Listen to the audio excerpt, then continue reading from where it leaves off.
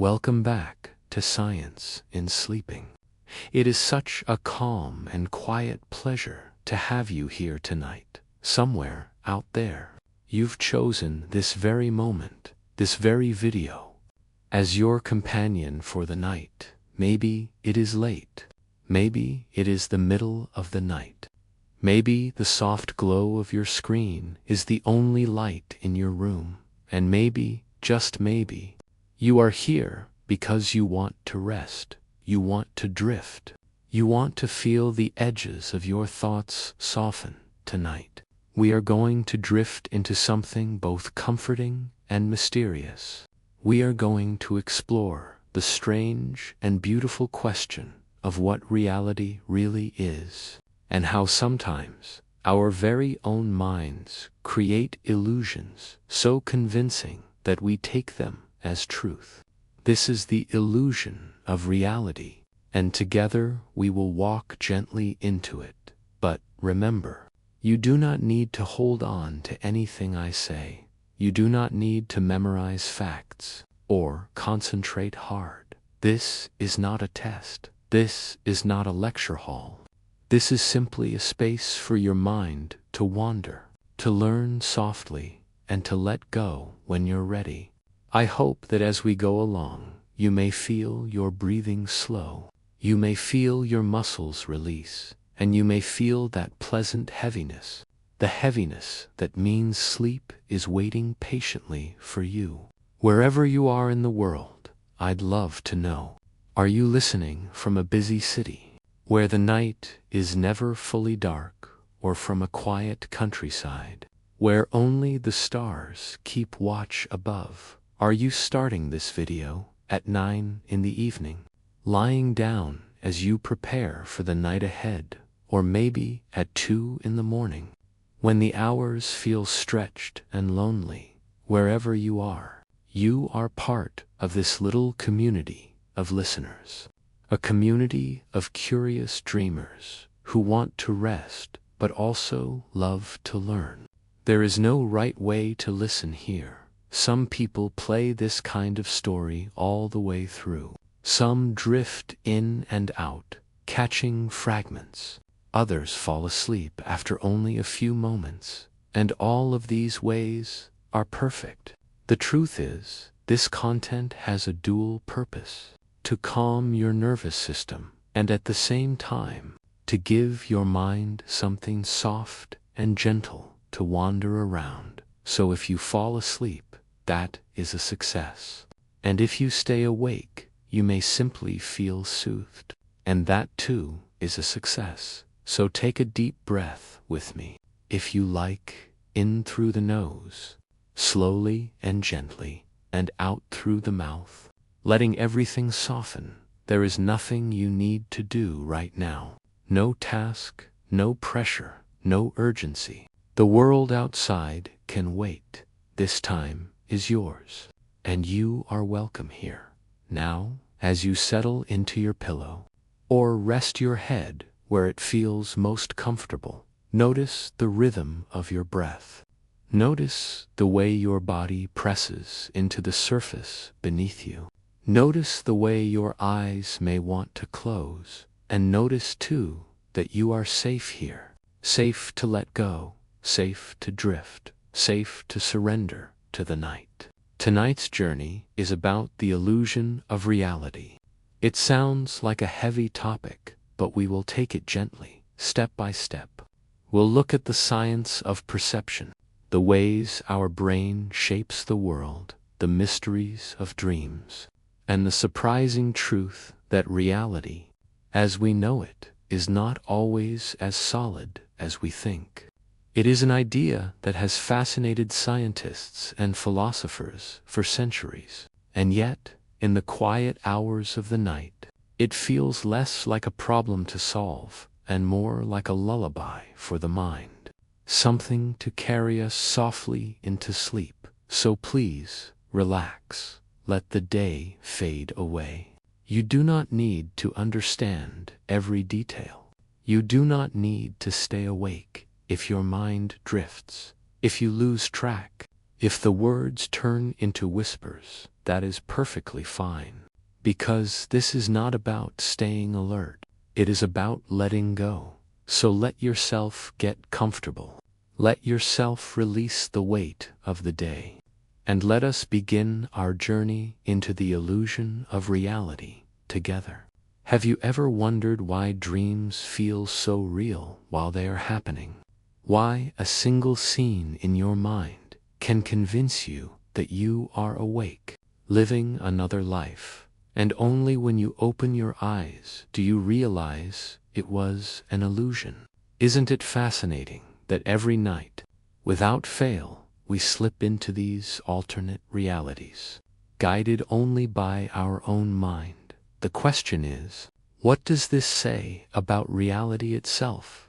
And can we ever truly trust what we perceive? Picture yourself lying on a soft meadow beneath a night sky. The air is cool, the stars shimmer faintly, and the grass carries the scent of earth and calm. Above you, the constellations slowly shift, as if the universe is performing a private dance, and for a moment, it feels as if you are both very small and very infinite at the same time. In this quiet place, imagine drifting gently between waking and dreaming, a threshold where reality blurs and softens. It is here that the science of dreams begins to whisper its secrets. Dreams are one of the brain's most enchanting illusions. During the night, as you move through sleep cycles, your brain enters phases of rapid eye movement, or REM sleep. It is here that the theater of dreams comes alive. Your visual cortex sparks as if your eyes are open. Even though they are not, your emotional centers become vivid, weaving stories that are sometimes joyful, sometimes frightening, and often strange. Yet the logical part of your brain, the prefrontal cortex, becomes quieter. That is why in dreams we rarely question impossible events. Flying through the sky feels normal. Talking to people who are no longer alive feels natural. Our brain accepts the dream world as if it were reality itself. Scientists have found that dreams are not meaningless chaos. They serve purposes that are still being uncovered. One idea is memory consolidation. Your brain, while you sleep, is like a librarian, carefully filing away the experiences of the day. It decides what to keep, what to discard, and what to connect. That is why sometimes, when you wake up, a problem that seemed impossible the night before suddenly feels solvable. Another theory is emotional processing. Dreams allow us to rehearse difficult feelings in a safe space. It is as if the mind creates a stage to play out worries, hopes, and fears, helping us to cope when we wake. There are even stranger details. Did you know that most people dream in color, but some dream in black and white, or that lucid dreams, where you realize you are dreaming, allow people to control their dream world like directors of a film? Experiments show that when lucid dreamers move their eyes back and forth in a dream, their real eyes beneath closed lids perform the same movements. This means there is a bridge, a delicate thread, between the dream world and waking reality. It blurs the line between illusion and truth. If a dream can feel so utterly real, does that not make you wonder how solid waking reality really is? Think too about how universal this is. Every culture on Earth, across all of human history, has dreamt. Ancient Egyptians believed dreams were messages from the gods. Greek philosophers wondered whether waking life was itself a dream. And in many traditions, dreams were seen as windows into another realm. Science now tells us that dreams are built inside our own brain, But even knowing that, the feeling of stepping into a dream each night still holds mystery. The very idea that our minds can generate entire landscapes, people, and emotions, all while we rest, is nothing short of astonishing. In a poetic sense, dreams remind us of the fragile, shimmering boundary between reality and imagination. They tell us that our perception of the world is not fixed, but flexible, that the stories we live, both in sleep and in waking, are constructed by the same mysterious mind. Perhaps this is why dreams can feel comforting. They reveal that we are storytellers by nature, weaving narratives to make sense of existence. And they whisper that reality itself may be just another story, one so convincing that we rarely stop to question it. As you reflect on this, let your body relax even deeper. Let the ideas settle gently in your mind that both dream and waking life are part of the same flowing river of consciousness. That the illusion of reality is not something to fear, but something to marvel at, for in the vastness of the cosmos, and in the quiet chambers of your own mind, everything is both real and imagined all at once. And that, in itself, is a beautiful mystery. And now, let us drift further from the landscapes of dreams into the science of perception itself. For if our minds can create entire dream worlds at night, what illusions might they be creating for us during the day? Have you ever wondered if the world you see, hear, and touch is truly real? If the colors before your eyes, the sounds in your ears, the textures beneath your hands are exactly what they seem, or if they are only an elaborate illusion, a careful performance staged by your brain to convince you that reality is solid and trustworthy.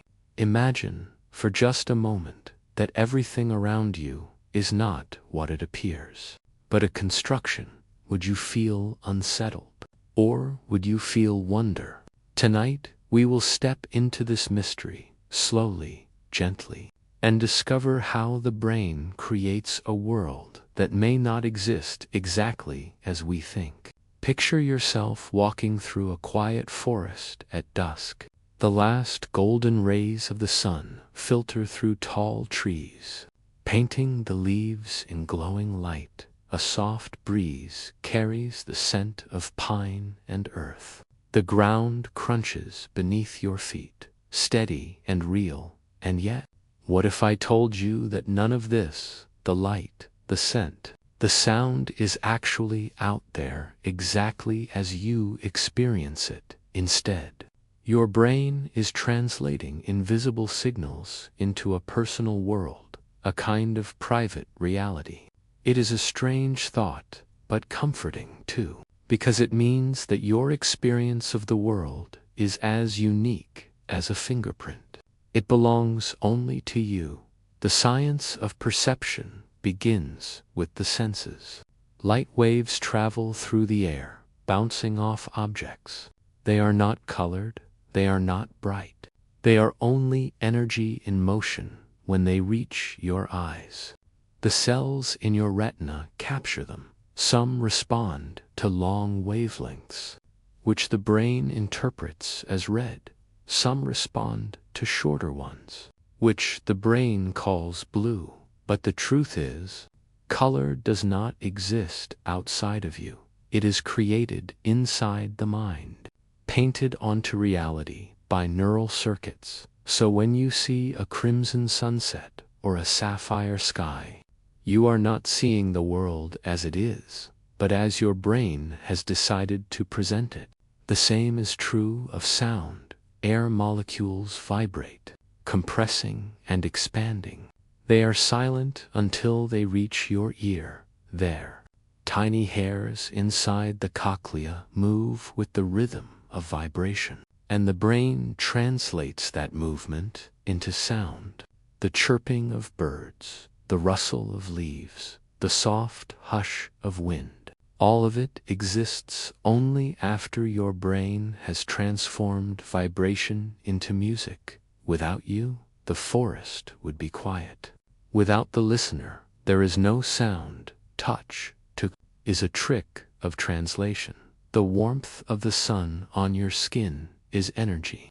The hardness of bark against your palm is resistance of molecules. And yet, your nervous system converts these invisible interactions into sensations: pressure, temperature, texture. All are stories told by your brain. You live inside these stories, but you never touch the world directly. You only touch your brain's version of the world. Here is a curious fact. Scientists estimate that the brain receives about 11 million bits of sensory information every second, but your conscious mind can handle only about 50. The rest is filtered, ignored, reshaped. So the world you see is not the whole truth. It is a carefully edited highlight reel. Your brain removes details it thinks you do not need, and fills in gaps when information is missing. Have you ever read a sentence with missing letters, but still understood it perfectly? That is your brain filling in the blanks, creating illusions so smoothly you never notice. There are illusions everywhere once you begin to look. The mirage on a hot road that looks like water, but vanishes as you approach. The moon, which looks enormous on the horizon, but smaller high in the sky. The way time itself seems to stretch when you are anxious and shrink when you are joyful. Each of these is not an error, but a clue that perception is not passive. It is active. You are not receiving reality. You are building it, moment by moment. Did you know that your eyes actually have a blind spot? A place where the optic nerve connects to the retina, leaving no room for light-sensitive cells. Yet you never notice it, because your brain fills in the missing piece with whatever pattern surrounds it. The illusion is so perfect that you are never aware of the hole in your vision. Think about that. Every single moment of your life, you are missing part of reality, and yet the brain convinces you that you see the whole picture. Even more mysterious is the fact that perception is deeply tied to expectation. What you believe you will see often shapes what you actually do see. Magicians know this well. They misdirect your attention, and your brain fills in the gaps with assumptions. So you see magic where there is only sleight of hand in daily life. This means that reality is colored by your past experiences, your emotions, your culture. Two people can stand in the same room and perceive entirely different worlds, and both will feel certain they are seeing the truth. This leads us to a deeper question. If perception is always filtered, filled, and shaped, can we ever say what reality truly is? Is there a solid world beneath the veil of illusion? Or is the illusion all we will ever know? Philosophers have wrestled with this puzzle for centuries. Some argued that reality exists independent of us. Others whispered that life is but a dream, and modern science offers no simple answer. It shows us instead that reality is a collaboration between the world outside and the mind within. This thought can feel unsettling at first. The idea that the solid chair beneath you, the gentle hum of the room, the very shape of your own hand, are not direct truths but interpretations. But there is also comfort here, because it means that your world is not fixed. It can shift, adapt, transform. And in that flexibility, there is room for creativity, for resilience, for wonder. Imagine now that the forest grows darker. The stars appear, shimmering above the canopy. You lie down on the soft earth, and you realize that the very stars themselves are illusions of time. You see them as they were thousands of years ago. Some of them may no longer even exist, yet the light still reaches you, convincing your eyes they are there. Even the cosmos is not free from illusion.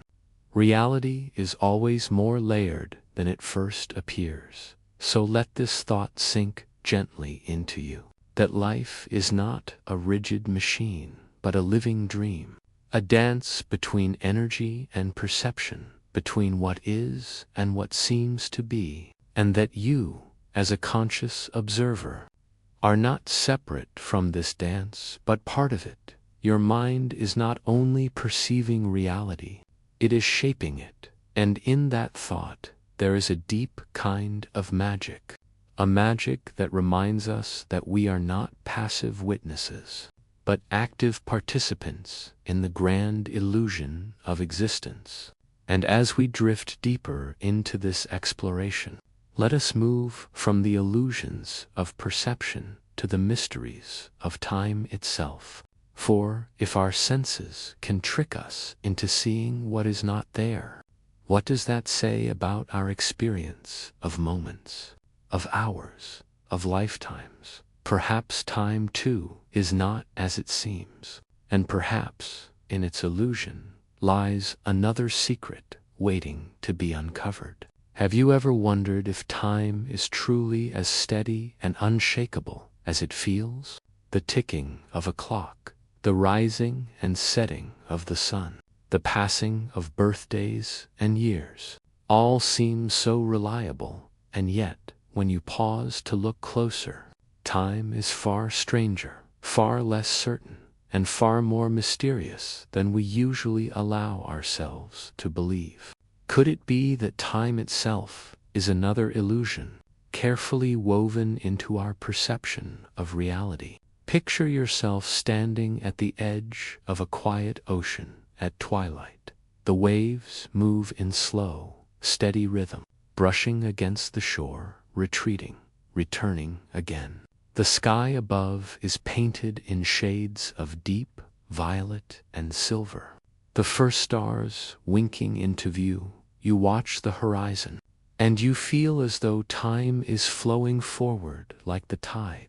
But if you close your eyes, if you lose yourself in the sound of the waves, the feeling of time begins to dissolve. Moments stretch and soften. The present expands. Is time really moving forward, or is it only something your mind is creating? Science tells us that time is one of the most perplexing dimensions. Albert Einstein's theory of relativity revealed that time is not fixed, not absolute, but flexible. It bends and warps depending on speed and gravity. Imagine two twins. One stays on Earth, while the other travels close to the speed of light. When the traveler returns, less time has passed for them than for the twin who stayed. This is not a thought experiment, but a real effect confirmed by experiments with atomic clocks. The faster you move, the slower time passes for you. The stronger the gravity, the slower time ticks. So already we see, time is not universal, but personal, even in daily life. Our perception of time is fragile. Think about how a minute can feel endless when you are waiting in silence. But hours can vanish when you are lost in laughter or deep focus. Neuroscientists explain that our brain does not measure time with a single clock. Instead, it uses many systems: attention, memory, emotion to stitch together an experience of duration. This means time is elastic, stretching and shrinking depending on how we feel. When you are anxious, your brain records more sensory detail, making time feel slower. When you are joyful, the brain records less, so time feels fast. What you experience is not absolute time, but emotional time. Did you know that when you are frightened, time can feel as if it slows down? People who have survived accidents often report that everything seemed to move in slow motion. Scientists suggest this is not because the brain speeds up, but because memory is intensified later when recalling the event. It feels as though more time must have passed. The illusion of slow motion is born from memory itself. In this way, time is less about what happens and more about how we record what happens, but the mystery of time runs deeper. Physicists debate whether time even exists at all. Some argue that past, present, and future are equally real, that the universe is like a vast block where every moment is already laid out. What we call the present is simply the slice our consciousness is experiencing. Others suggest that time may be an emergent property, not fundamental to the universe, but arising from change. Like the way temperature arises from motion, time may be a secondary effect of the universe unfolding. If that is true, then time as we know it is not a river carrying us forward, but a shadow cast by deeper laws we do not yet understand. Consider this: every time you look at the night sky, you are looking back in time. The light from the stars has traveled for years, centuries, sometimes millennia, to reach you. When you gaze at the Andromeda galaxy, you are seeing it as it was 2.5 million years ago. So in one sense, the past is never gone. It is written in light, traveling across the cosmos. When you look upward, you are touching history with your eyes. There is also the question of why time moves in one direction. Why does the past feel fixed and the future uncertain? Physics itself does not require this. The laws of nature work the same forward and backward. But in our world, eggs break but do not unbreak. Memories form but do not erase themselves. This one-way flow is called the arrow of time, and many believe it is tied to entropy, the gradual spread of energy, the drift from order to disorder. As entropy increases, the universe unfolds toward greater randomness, and we experience that unfolding as time moving forward. So, in a sense, time is the measure of change. Without change, time itself might not exist. There is suspense here, almost unsettling, because if time is flexible, if it can warp, slow, and even vanish in perception, then what does that say about our own lives? We measure our existence in years and decades, but perhaps these are only convenient markers. Perhaps the deeper truth is that we live in an eternal present, a now that is constantly shifting, constantly renewing itself. Poets have long intuited what science now begins to explore: that time is less a line and more a vast ocean, that the past and future may be waves rising and falling upon the same surface. When you sit in silence, when you feel the presence of the moment expand, you may touch this timelessness, a stillness where the boundaries of yesterday and tomorrow dissolve. And in that stillness there is peace, a reminder that even if clocks tick and calendars turn, there is always, beneath it all, the infinite now. So as you rest here, listening, breathing slowly, allow yourself to feel the weight of time slip away. Let the seconds stretch into eternity. Let the minutes melt into calm. And let the mystery of time itself cradle you into stillness. Because, in the end, perhaps time is not something you move through, Perhaps it is something that moves through you, like wind through leaves, like water through stone. It shapes you, but it is never the whole of you. And now, as we drift from the vast mystery of time, we will turn our attention toward another question. If time is so uncertain, so flexible, then what does that mean for the self? Who are we within this flowing illusion? Are we fixed beings, or shifting patterns of memory and perception? In the next part of our journey, we will explore the illusion of the self, and what it means to be both real and unreal all at once.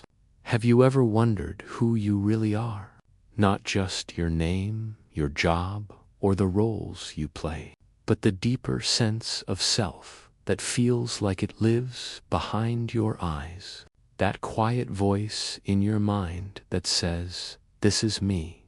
What if I told you that this self, this solid, unshakable identity, is also an illusion? That the very thing you take for granted as the center of your existence may not exist in the way you imagine. Picture yourself standing before a still lake at night. The moonlight shimmers on the water, creating a perfect reflection of the sky above. You look down and you see yourself reflected too. Your outline gentle and soft against the rippling surface. The image feels real, and yet, if you reach down to touch it, the reflection scatters into ripples. The self is very much like that reflection. It appears solid, but when you reach for it, it dissolves. Neuroscience has discovered that the self is not a single thing. It is not housed in one place in the brain. Instead, it is a collection of processes, networks of neurons firing together to create a story. Memory contributes to it. Emotions shape it. The body anchors it. And yet none of these alone is the self. What you call I is a construction, woven together, moment by moment. This is why a head injury, a memory loss, or even a strong emotional shock can alter a person's sense of self. The self feels stable, but it is fragile, shifting, endlessly rebuilt. Consider memory. You might believe that memory is a faithful record of your past, but research shows that memory is more like a storybook that gets rewritten every time you open it. Each recall alters details, reshaping events to fit your current beliefs and emotions. So when you say, "I remember who I was," you are not recalling the past exactly. You are remembering the last time you remembered it. Your identity is not a fixed archive, but a constantly updated narrative. The self is a storyteller, and the story changes with every telling. Did you know that even the sense of having a body is partly illusion? Experiments with the rubber hand illusion show this clearly. When people see a fake hand being stroked while their real hand is hidden but stroked in sync, they begin to feel as though the rubber hand is their own.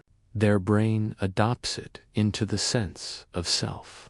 This demonstrates how flexible and vulnerable our body image is. The brain integrates sight, touch, and expectation into a single experience, and the self emerges from that integration. But remove or confuse those signals, and the sense of self begins to blur. There are more dramatic examples. In cases of dissociative disorders, individuals can feel as though they are watching themselves from outside their body. In moments of extreme stress or trauma, people sometimes report floating above, seeing their life as if it belongs to someone else. This reveals that even the boundary between self and world is negotiable. It can dissolve under certain conditions, leaving us to question, what is the true self? If it can detach so easily, Philosophers have long debated this. In Buddhism, for instance, there is the concept of anatta, or no self, the idea that the self is not a permanent essence, but a temporary bundle of experiences. Western philosophers too have wondered if the self is merely a convenient illusion. David Hume once wrote that when he looked inward, he never found a self, only a bundle of perceptions flashing one after another like beads on a string. Modern neuroscience seems to echo this view, suggesting that the self is not a thing you are, but a process that happens. This thought can feel unsettling at first. If the self is not real, then who is listening right now? Who is lying here, breathing, waiting for sleep? But let us soften the question. Perhaps the self is real, but not in the way we assume. It is not a fixed object, but a river, a flowing pattern of memory, sensation, thought, and awareness. Each moment you are slightly different from the one before, and yet you carry continuity. Like a flame that persists, though the sparks constantly change. Think of the ship of Theseus. The ancient puzzle asks, if a ship has every plank replaced, piece by piece, until no original part remains, is it still the same ship? You, too, are like that ship. The cells in your body are replaced over time. Your memories shift, your thoughts evolve, your emotions rise and fall. And yet you feel a thread of identity, a sense of being you. Perhaps the illusion is not that you exist, but that you exist as something permanent. The deeper truth may be that you are both changing and continuous, both fleeting and enduring. Here is a curious fact. Brain scans show that when we imagine ourselves in the future, our brain activates almost the same regions as when we imagine other people. In a way, your future self is treated like a stranger. This is why saving for the future, or making long-term decisions, feels so difficult, because your brain does not fully recognize that future person as you. The illusion of self does not stretch evenly across time. It flickers, weakens, and rebuilds itself as circumstances change. And yet, within this fragile illusion lies a strange beauty. If the self is a story, then you are both the author and the character. You can shape the story you tell. You can reframe the past, reimagine the future, and reinvent the present. You are not bound by a rigid identity, but free to become something new at every moment. The illusion of self becomes, then, not a prison, but a canvas, a place where existence is painted, erased, and painted again. So as you lie here, listening, breathing gently, allow the edges of yourself to soften. Feel that you are not only a name, not only a collection of memories, not only a body, you are a flow, a pattern, a dance of awareness, a ripple in the vast ocean of consciousness. And in recognizing the illusion, you may also find a deeper truth, that you are not separate, but connected, not a fixed point, but part of the endless unfolding of reality. And as we let this thought settle, let us prepare to drift even deeper. For if the self is an illusion, then what about the dreams we create within that illusion? Are dreams simply shadows of the self? Or are they doorways to something beyond? In the next part of our journey, we will step into the landscape of dreams again, but this time with a new question. What if dreams are not just illusions, but bridges between worlds? Have you ever wondered why dreams feel so real while you are inside them? Why your heart races in fear as though the monster is truly chasing you. Why joy fills your chest as though the embrace of a loved one is truly happening. And why, upon waking, the dream dissolves like mist, leaving only fragments behind. What if dreams are not mere illusions of the sleeping brain, but bridges, delicate and shimmering, between the world of waking and the world that lies beyond? Picture yourself stepping into a vast field beneath a silver night sky.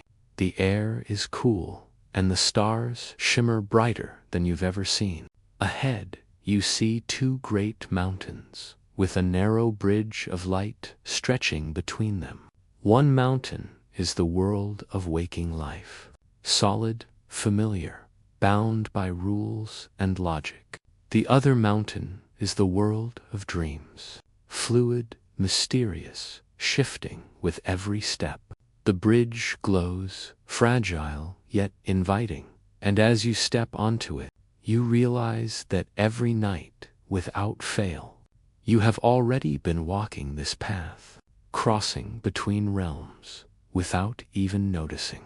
Science tells us that dreams emerge during REM sleep, when the brain becomes almost as active as when you are awake. The visual centers light up, the emotional circuits surge. The body is paralyzed to keep you safe.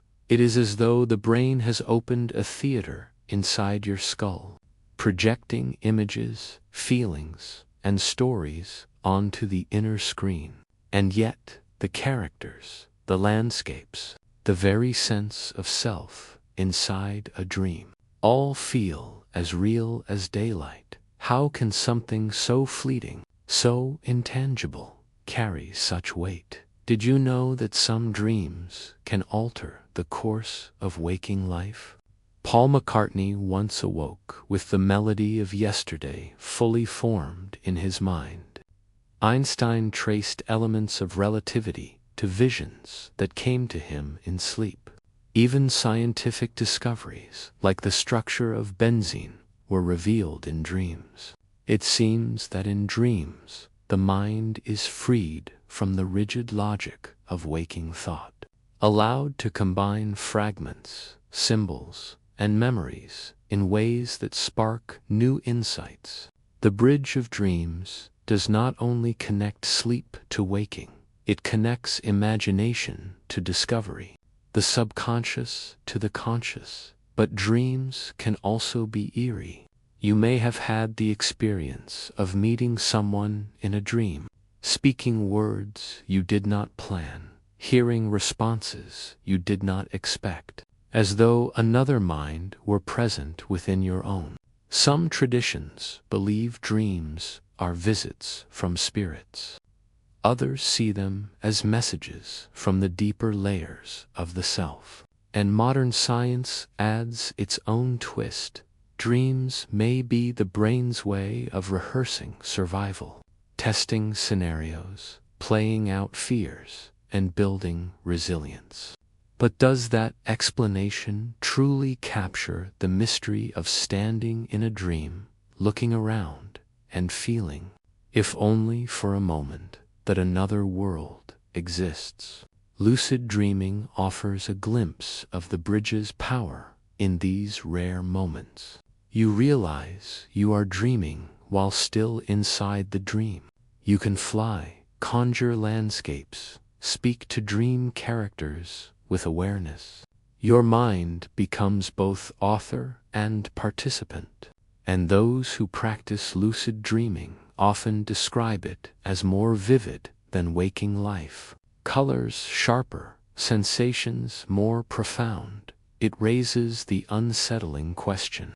If a dream can feel more real than reality, how do we truly know which side of the bridge we stand on? Consider this when you wake from a dream. The dream dissolves instantly, yet while you are inside it, you never doubt its reality in the same way. Could our waking life itself be another kind of dream, a longer, more consistent one? What if death itself is not an end, but an awakening from the longest dream, a crossing of the bridge into a new landscape.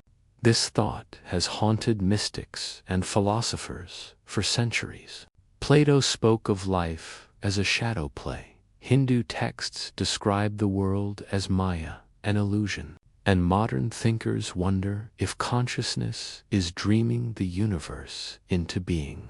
Even neuroscientists admit the strangeness.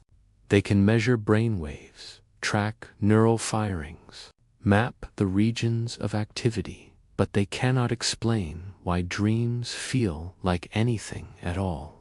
Why the firing of neurons creates the sensation of flying through the sky, or the heartbreak of losing someone who never existed. This mystery is called the hard problem of consciousness, and dreams magnify it, because in dreams, the world is created out of nothing, and yet it feels utterly, breathtakingly real.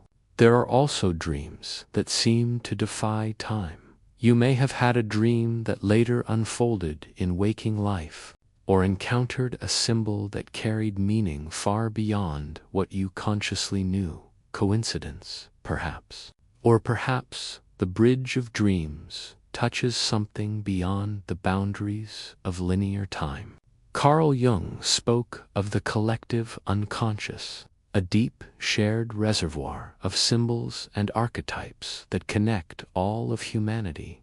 Maybe in dreams we dip into that vast ocean, touching truths that are not just our own, but belong to all who have ever dreamed. Imagine now that you are walking through a dream forest. The trees glow with a faint inner light.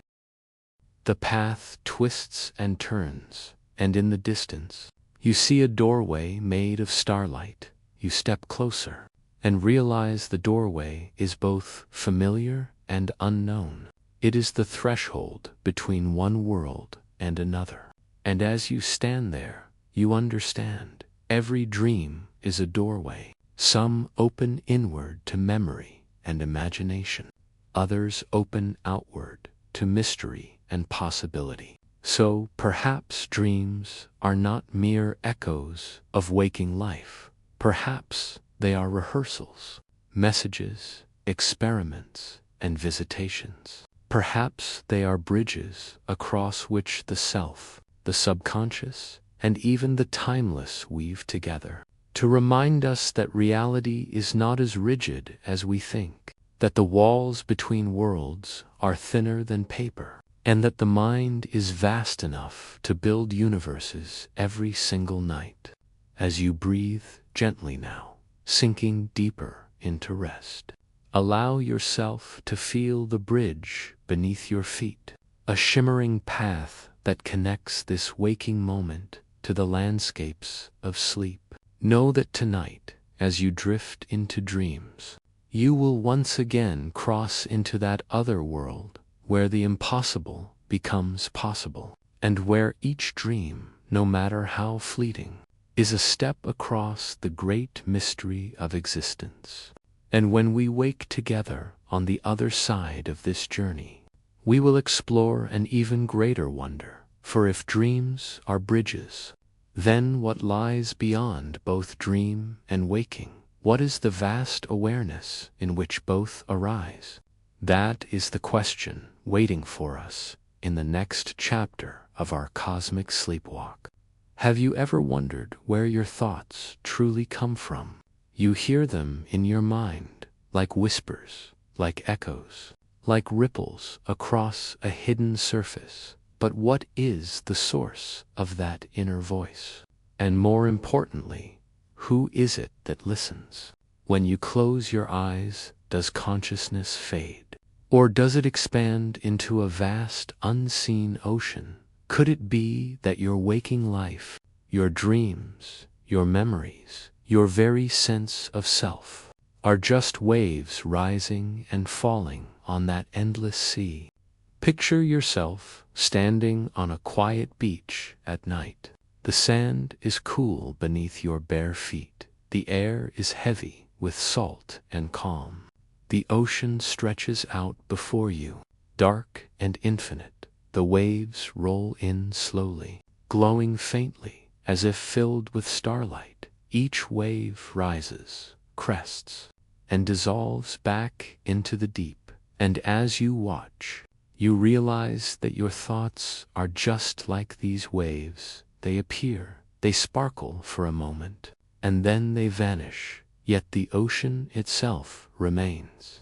Vast, silent, eternal. Science has long tried to explain this mystery. Neuroscience tells us that consciousness arises from the brain. Billions of neurons firing, exchanging electrical sparks and chemical whispers. The brain is like a city that never sleeps, with highways of axons, rivers of neurotransmitters, towers of firing neurons. But even if you map every street, every signal, every spark, you still cannot capture the experience of being aware, of tasting sweetness, of hearing music, of feeling love or sorrow. This is what philosophers call the hard problem of consciousness. How can matter give rise to mind? How can physical processes create the shimmering theater of experience? Some scientists argue that consciousness is not something the brain produces, but something the brain tunes into, like a radio receiving invisible waves. This idea is known as panpsychism, the possibility that consciousness is fundamental to the universe, like space, time, or gravity. If this is true, then every atom, every particle, every star is a droplet of awareness in the cosmic ocean. And you, as a human being, are not separate from it. You are a wave rising out of it, returning to it, moving with its tides. Did you know that in deep meditation, monks report feeling as though the boundaries of their body dissolve, that they merge with something larger, infinite, timeless? Brain scans show that the regions tied to self-awareness grow quiet during such states, as if the mind lets go of its tight grip on identity and sinks back into the vastness beneath it. It is as though the small wave remembers it is part of the ocean, and in that recognition there is profound peace. Dreams, too, may be windows into this ocean. When you dream, your mind generates entire worlds. But where do those worlds come from?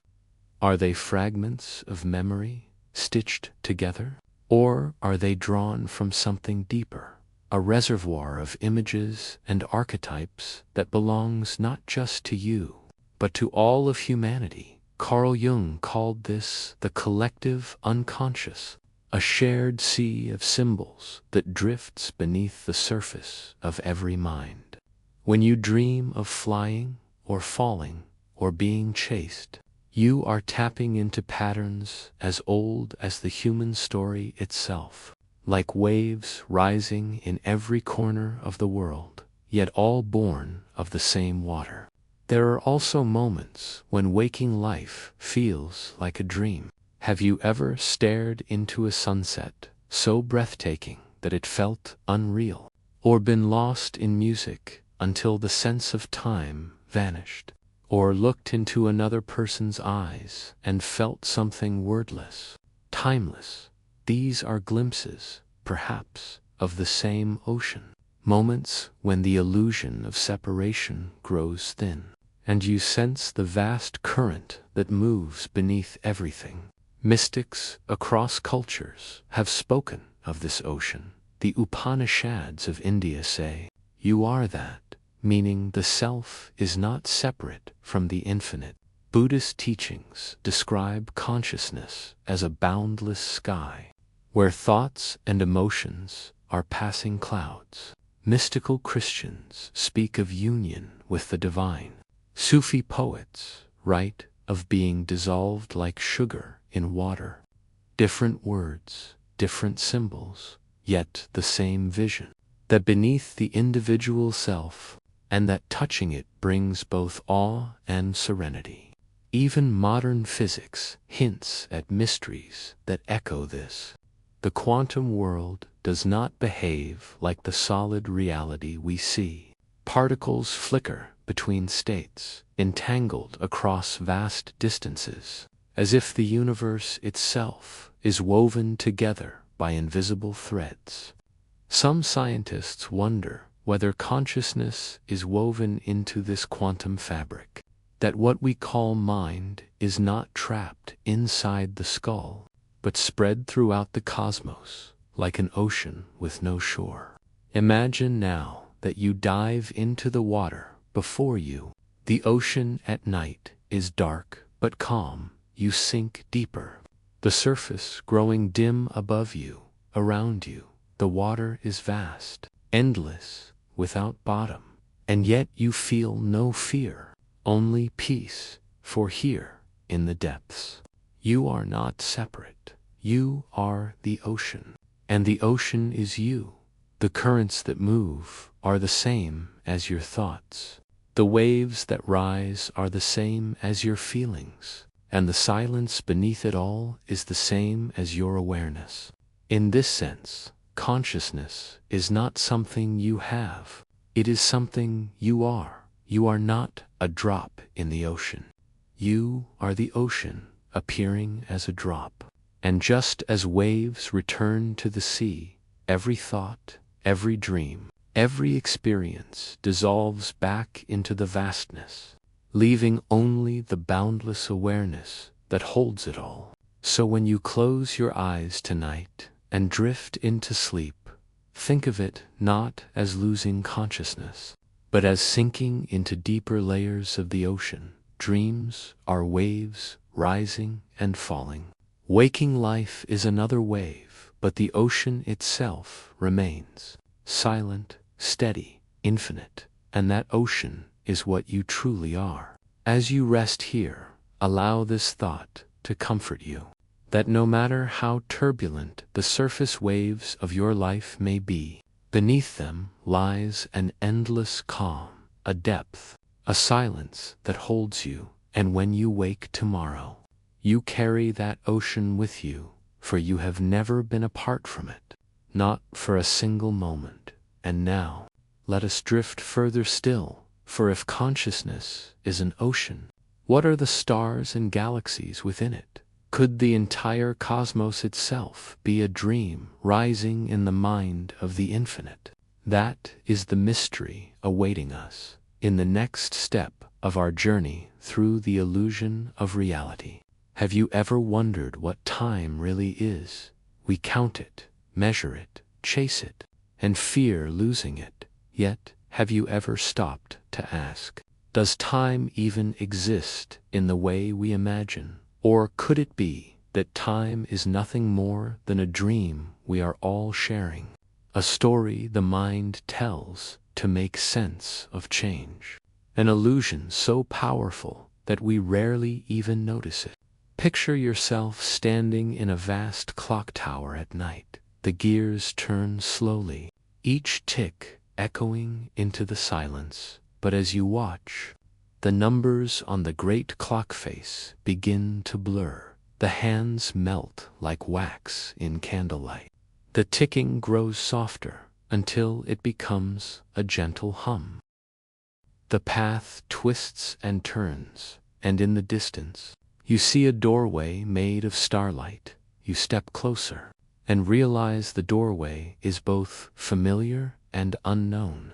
It is the threshold between one world and another. And as you stand there, you understand every dream is a doorway. Some open inward to memory and imagination. Others open outward to mystery and possibility. So perhaps dreams are not mere echoes of waking life. Perhaps they are rehearsals, messages, experiments, and visitations. Perhaps they are bridges across which the self, the subconscious, and even the timeless weave together, to remind us that reality is not as rigid as we think, that the walls between worlds are thinner than paper, and that the mind is vast enough to build universes every single night. As you breathe gently now, sinking deeper into rest, allow yourself to feel the bridge beneath your feet, a shimmering path that connects this waking moment to the landscapes of sleep. Know that tonight, as you drift into dreams, you will once again cross into that other world where the impossible becomes possible, and where each dream, no matter how fleeting, is a step across the great mystery of existence. And when we wake together on the other side of this journey, we will explore an even greater wonder, for if dreams are bridges, then what lies beyond both dream and waking? What is the vast awareness in which both arise? That is the question waiting for us in the next chapter of our cosmic sleepwalk. Have you ever wondered where your thoughts truly come from? You hear them in your mind, like whispers, like echoes, like ripples across a hidden surface. But what is the source of that inner voice? And more importantly, who is it that listens? When you close your eyes, does consciousness fade? Or does it expand into a vast, unseen ocean? Could it be that your waking life, your dreams, your memories, your very sense of self, are just waves rising and falling on that endless sea? Picture yourself standing on a quiet beach at night. The sand is cool beneath your bare feet. The air is heavy with salt and calm. The ocean stretches out before you, dark and infinite. The waves roll in slowly, glowing faintly as if filled with starlight. Each wave rises, crests, and dissolves back into the deep. And as you watch, you realize that your thoughts are just like these waves. They appear, they sparkle for a moment, and then they vanish. Yet the ocean itself remains, vast, silent, eternal. Science has long tried to explain this mystery. Neuroscience tells us that consciousness arises from the brain. Billions of neurons firing, exchanging electrical sparks and chemical whispers. The brain is like a city that never sleeps, with highways of axons, rivers of neurotransmitters, towers of firing neurons. But even if you map every street, every signal, every spark, you still cannot capture the experience of being aware, of tasting sweetness, of hearing music, of feeling love or sorrow. This is what philosophers call the hard problem of consciousness. How can matter give rise to mind? How can physical processes create the shimmering theater of experience?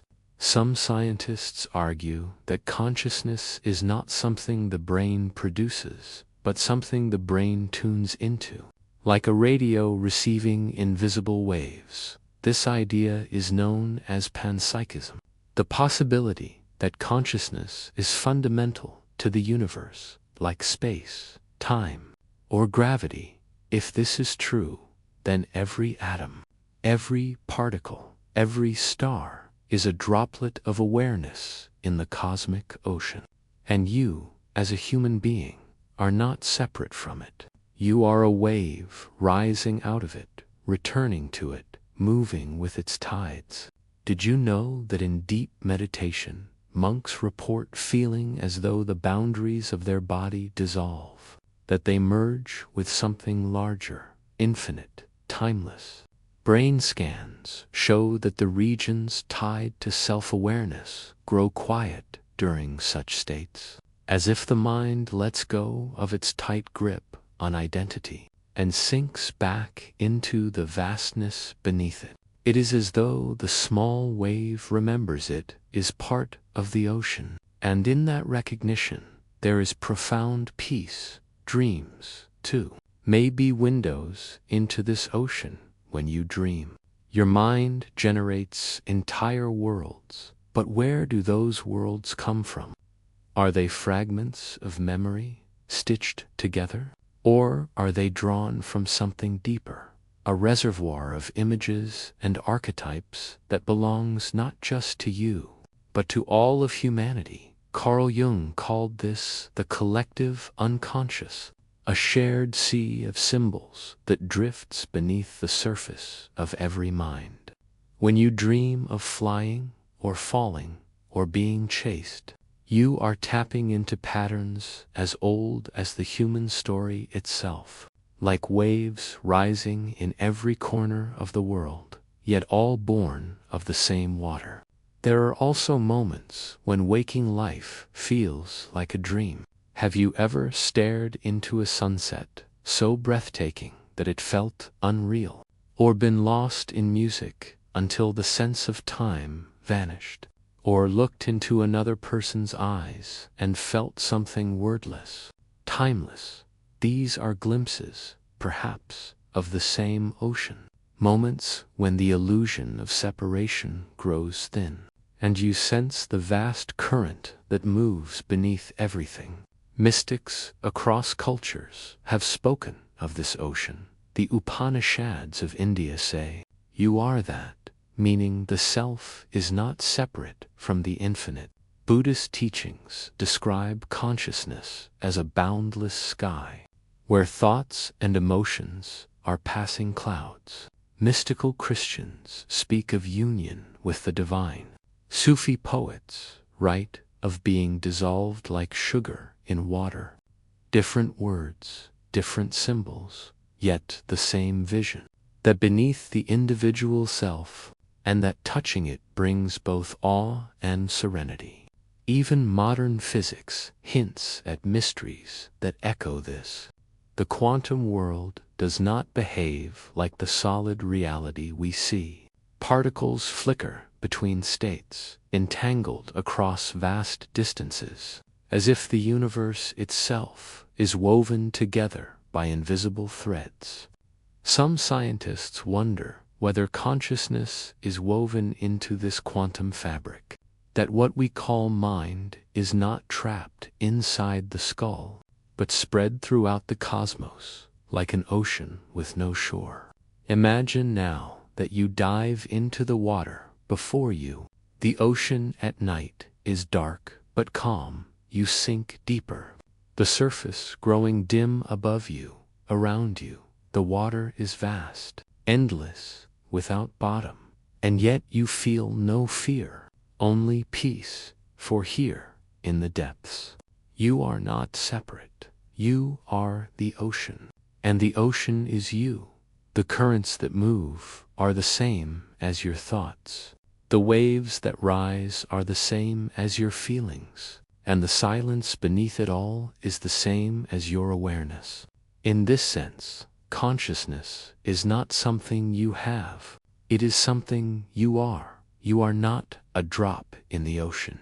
You are the ocean appearing as a drop.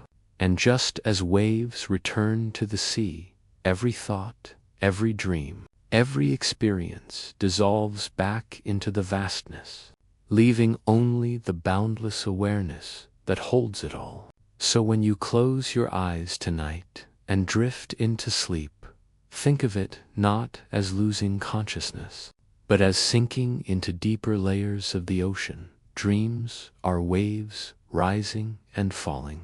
Waking life is another wave, but the ocean itself remains silent, steady, infinite, and that ocean is what you truly are. As you rest here, allow this thought to comfort you, that no matter how turbulent the surface waves of your life may be, beneath them lies an endless calm, a depth, a silence that holds you, and when you wake tomorrow, you carry that ocean with you, for you have never been apart from it, not for a single moment.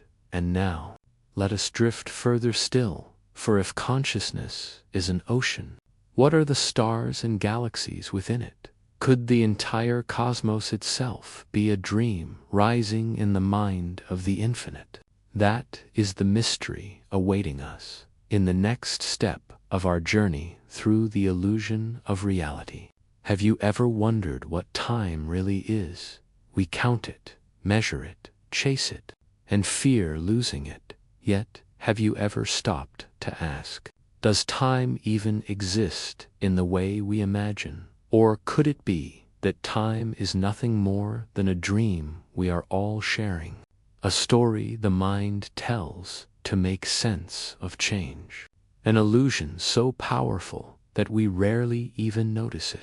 Picture yourself standing in a vast clock tower at night. The gears turn slowly, each tick echoing into the silence. But as you watch, the numbers on the great clock face begin to blur. The hands melt like wax in candlelight. The ticking grows softer until it becomes a gentle hum. And then you realize the clock was never measuring anything real. It was only marking your attention, carving rhythm into eternity, giving shape to something that may not truly flow at all. Science has struggled with the mystery of time for centuries. To our senses, time feels linear. The past lies behind us, the future waits ahead, and the present is a razor-thin edge between the two. But physics tells another story. Einstein showed us that time bends, stretches, and slows, that it is woven with space itself into a fabric we call space-time. For someone moving near the speed of light, a single hour could equal years for another. And in the pull of a black hole, time slows almost to a stop. This means that time is not absolute, not universal, but fluid, flexible, dependent on perspective. Think of the suspense this creates. If two people live different amounts of time depending on their speed or gravity, what does now truly mean? Physicists call this the relativity of simultaneity. There is no universal present moment. Each observer carries their own slice of reality. So when you say this is happening now, somewhere else in the universe, now may be centuries apart, already the illusion begins to crack. Neuroscience adds another layer. The brain does not experience time continuously.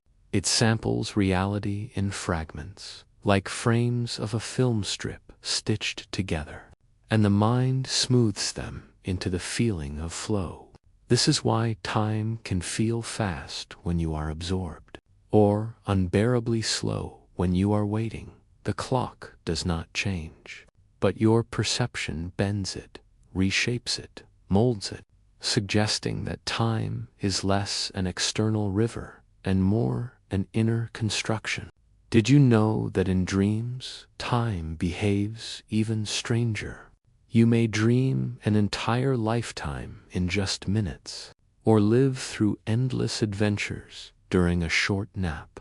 In REM sleep, the brain suspends the ordinary flow of time, creating vast experiences that unfold in a blink.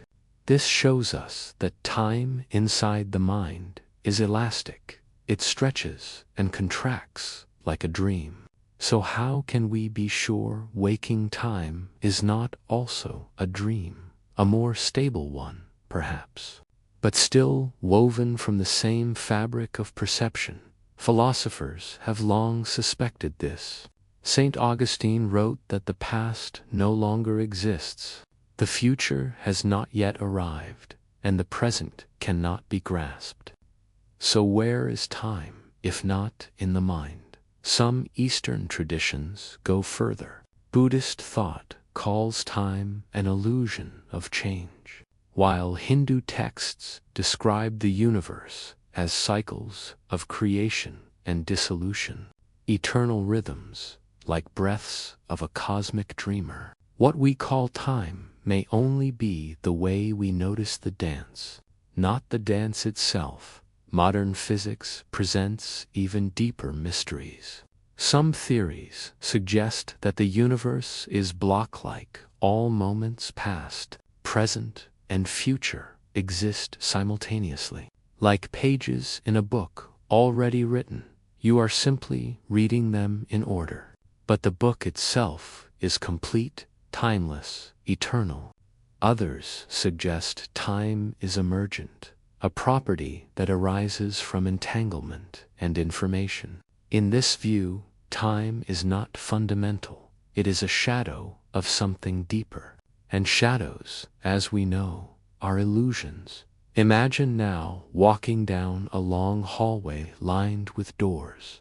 Each door is a moment. Behind one is your childhood.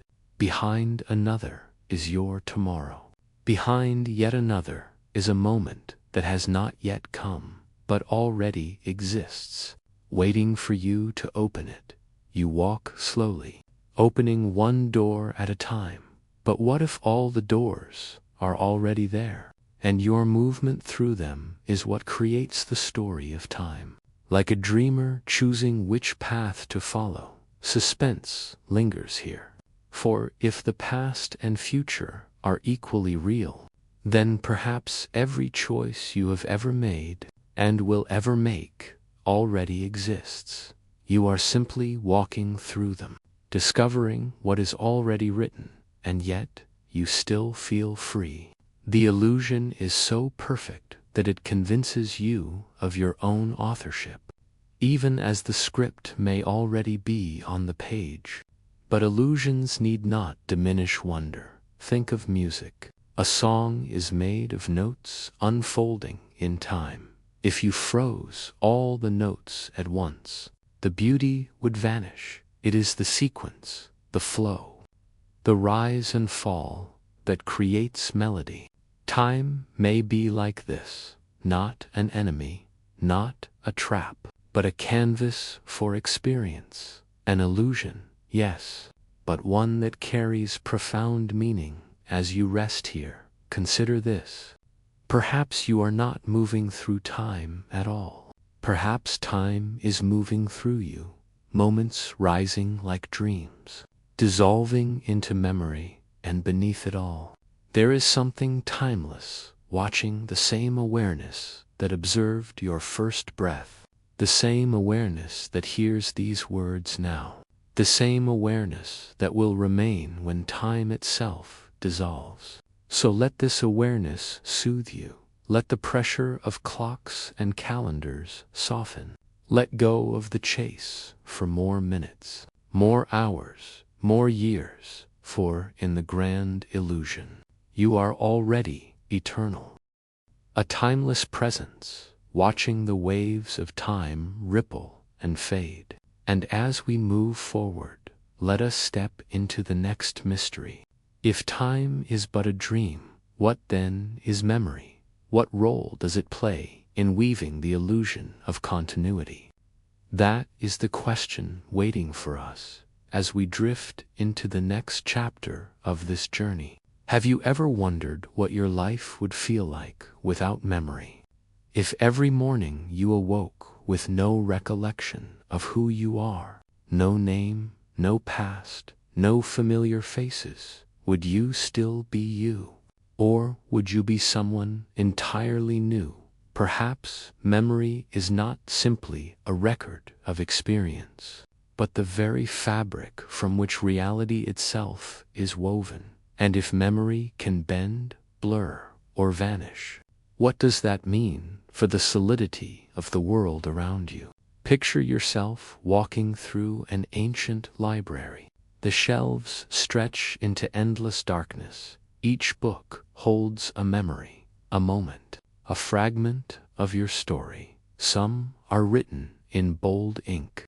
Others are fading into illegible smudges, and some shelves are empty, waiting for chapters yet to come. You wander the aisles, running your fingers along the spines, realizing that this library is not just a record of your past. It is the architecture of your reality. Without these books, there would be no sense of continuity, no thread connecting yesterday to today, no bridge carrying you into tomorrow. Science tells us that memory is not a perfect recording. It is reconstructive, not reproductive. Every time you recall an event, your brain rebuilds it from scattered fragments, like piecing together a puzzle with missing and shifting pieces.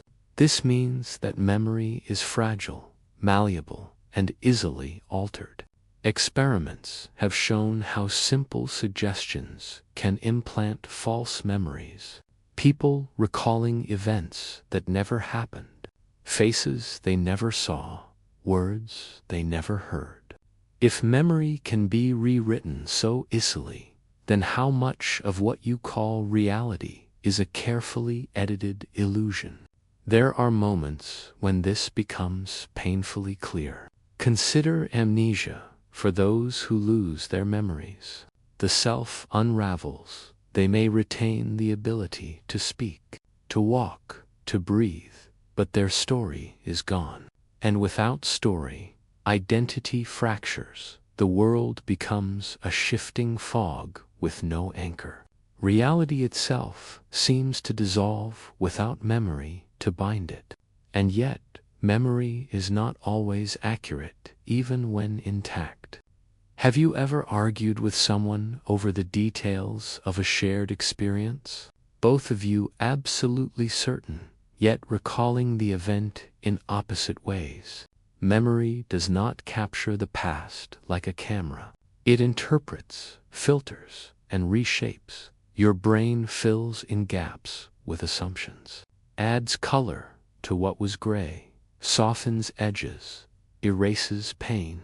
What you carry as truth is often a dream painted over time, and still it feels solid, as if the very world depends upon it. Did you know that when you remember, your brain lights up in many of the same regions it used when the event first happened? To remember running through a field is to partially relive it. The smell of grass, the warmth of the sun, the pounding of your heart. Memory is not a frozen picture, it is a living echo. Every recollection is an act of creation, which means that every memory you hold is both true and false, both real and imagined. There is suspense here. For if your reality depends on memory, and memory is a dream, then what is reality itself? A collective dream of all our memories woven together. A fragile tapestry that could unravel with a single pull of the thread. Consider collective memory. Entire nations build identities on shared recollections. Stories of triumph, tragedy, war, or peace. But history itself is shaped by the lens through which it is remembered. What one group calls victory, another calls loss. What one remembers as liberation, another recalls as devastation. Even history, then, is not truth, but memory, fragile and shifting. And if the collective dream changes, reality changes with it. There are also mysteries of memory that defy explanation. Cases of déjà vu, where the present moment feels eerily familiar, as if you have lived it before. Some say it is a glitch in memory processing. Others whisper it is evidence of multiple timelines, or echoes from dreams bleeding into waking life. There are also accounts of people recalling vivid past life memories, speaking languages they never learned, describing places they have never seen. Science hesitates here, unable to explain, yet unable to dismiss, as though memory itself is not confined to one lifetime, but stretches beyond the boundaries of what we call the self. Imagine now that the library of your memories begins to shift. Some books vanish, others rewrite themselves before your eyes. A page that once said sorrow now reads joy. A chapter once filled with pain is gone, replaced by silence. You realize with a chill that the library has always been changing. You simply never noticed, because the illusion of continuity is so convincing. You believe you are walking through a solid story, when in truth you are walking through a dream. And yet there is beauty in this fragility. If memory is fluid, then identity is not fixed. You are not trapped in one version of yourself. You are a river, not a stone, every moment reshaping who you are. Every memory rethreading the fabric of your reality. This means you are free, free to reinterpret the past, free to forgive, to heal, to reimagine. For if reality is woven of memory, then, by weaving gently, you can soften its texture and create a kinder world for yourself. So, as you lie here, drifting deeper, let yourself consider that your memories are like clouds drifting across the sky, some heavy with rain, some glowing with light, but none permanent. The sky itself, your awareness, remains vast and unchanging, while the clouds pass, reshape, and dissolve. Perhaps true reality is not the library of memory, but the space in which the library exists. The silent awareness, watching as pages turn and stories change. And now, let us follow this thread further. For if memory is the fabric that weaves reality, what then is the dream that underlies both memory and perception? Could the universe itself be a memory in the mind of something infinite? That is the mystery waiting for us as we step into the next chapter of our journey. Have you ever wondered why your thoughts feel like scenes on a stage? As though the mind itself is not a blank space, but a grand theater. Each idea stepping forward like an actor, each memory a painted backdrop, each emotion a spotlight flooding the stage with color. And if this theater is where all reality unfolds, then who is directing the performance? Who chooses which characters appear and which ones vanish into shadow? Picture yourself seated in a vast theater hall. The seats are velvet, deep, and endless. A curtain sways before you, heavy and shimmering. The air hums with anticipation. You know something extraordinary is about to begin. And then, slowly, the curtain rises, revealing a stage that is not made of wood or stone, but of shifting images, fragments of memory, flashes of imagination. You realize with a start that this stage is not outside you. It is inside your very mind. Every story you have ever lived, every dream you have ever dreamt, all of it plays here, again and again. Science suggests that the brain does not simply record reality, it simulates it. Long before you act, your mind rehearses the act. Long before you speak, your mind writes the script.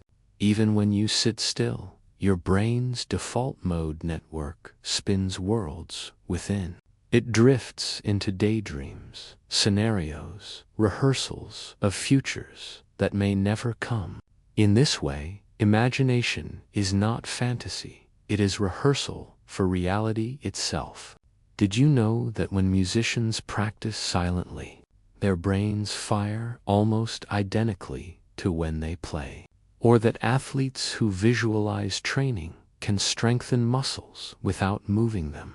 The theater of the mind is not illusion, it is blueprint, rehearsal, and often prophecy.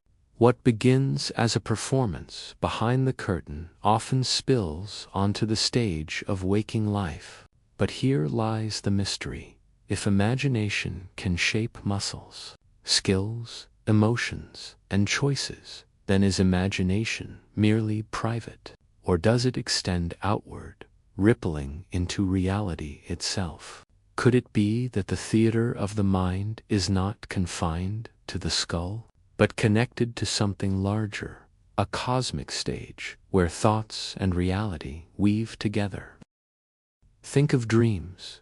When you dream, Your brain convinces you utterly.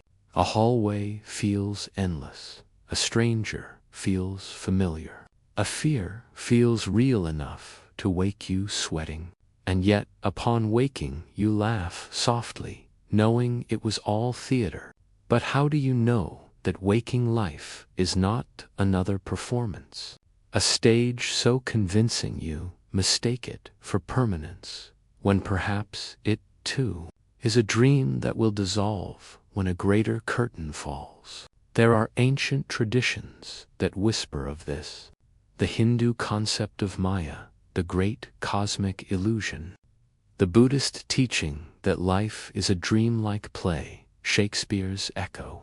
All the world's a stage. Even modern physics hints at it, suggesting that reality may be a holographic projection, a theater of perception, played not on a physical stage, but upon the canvas of the mind.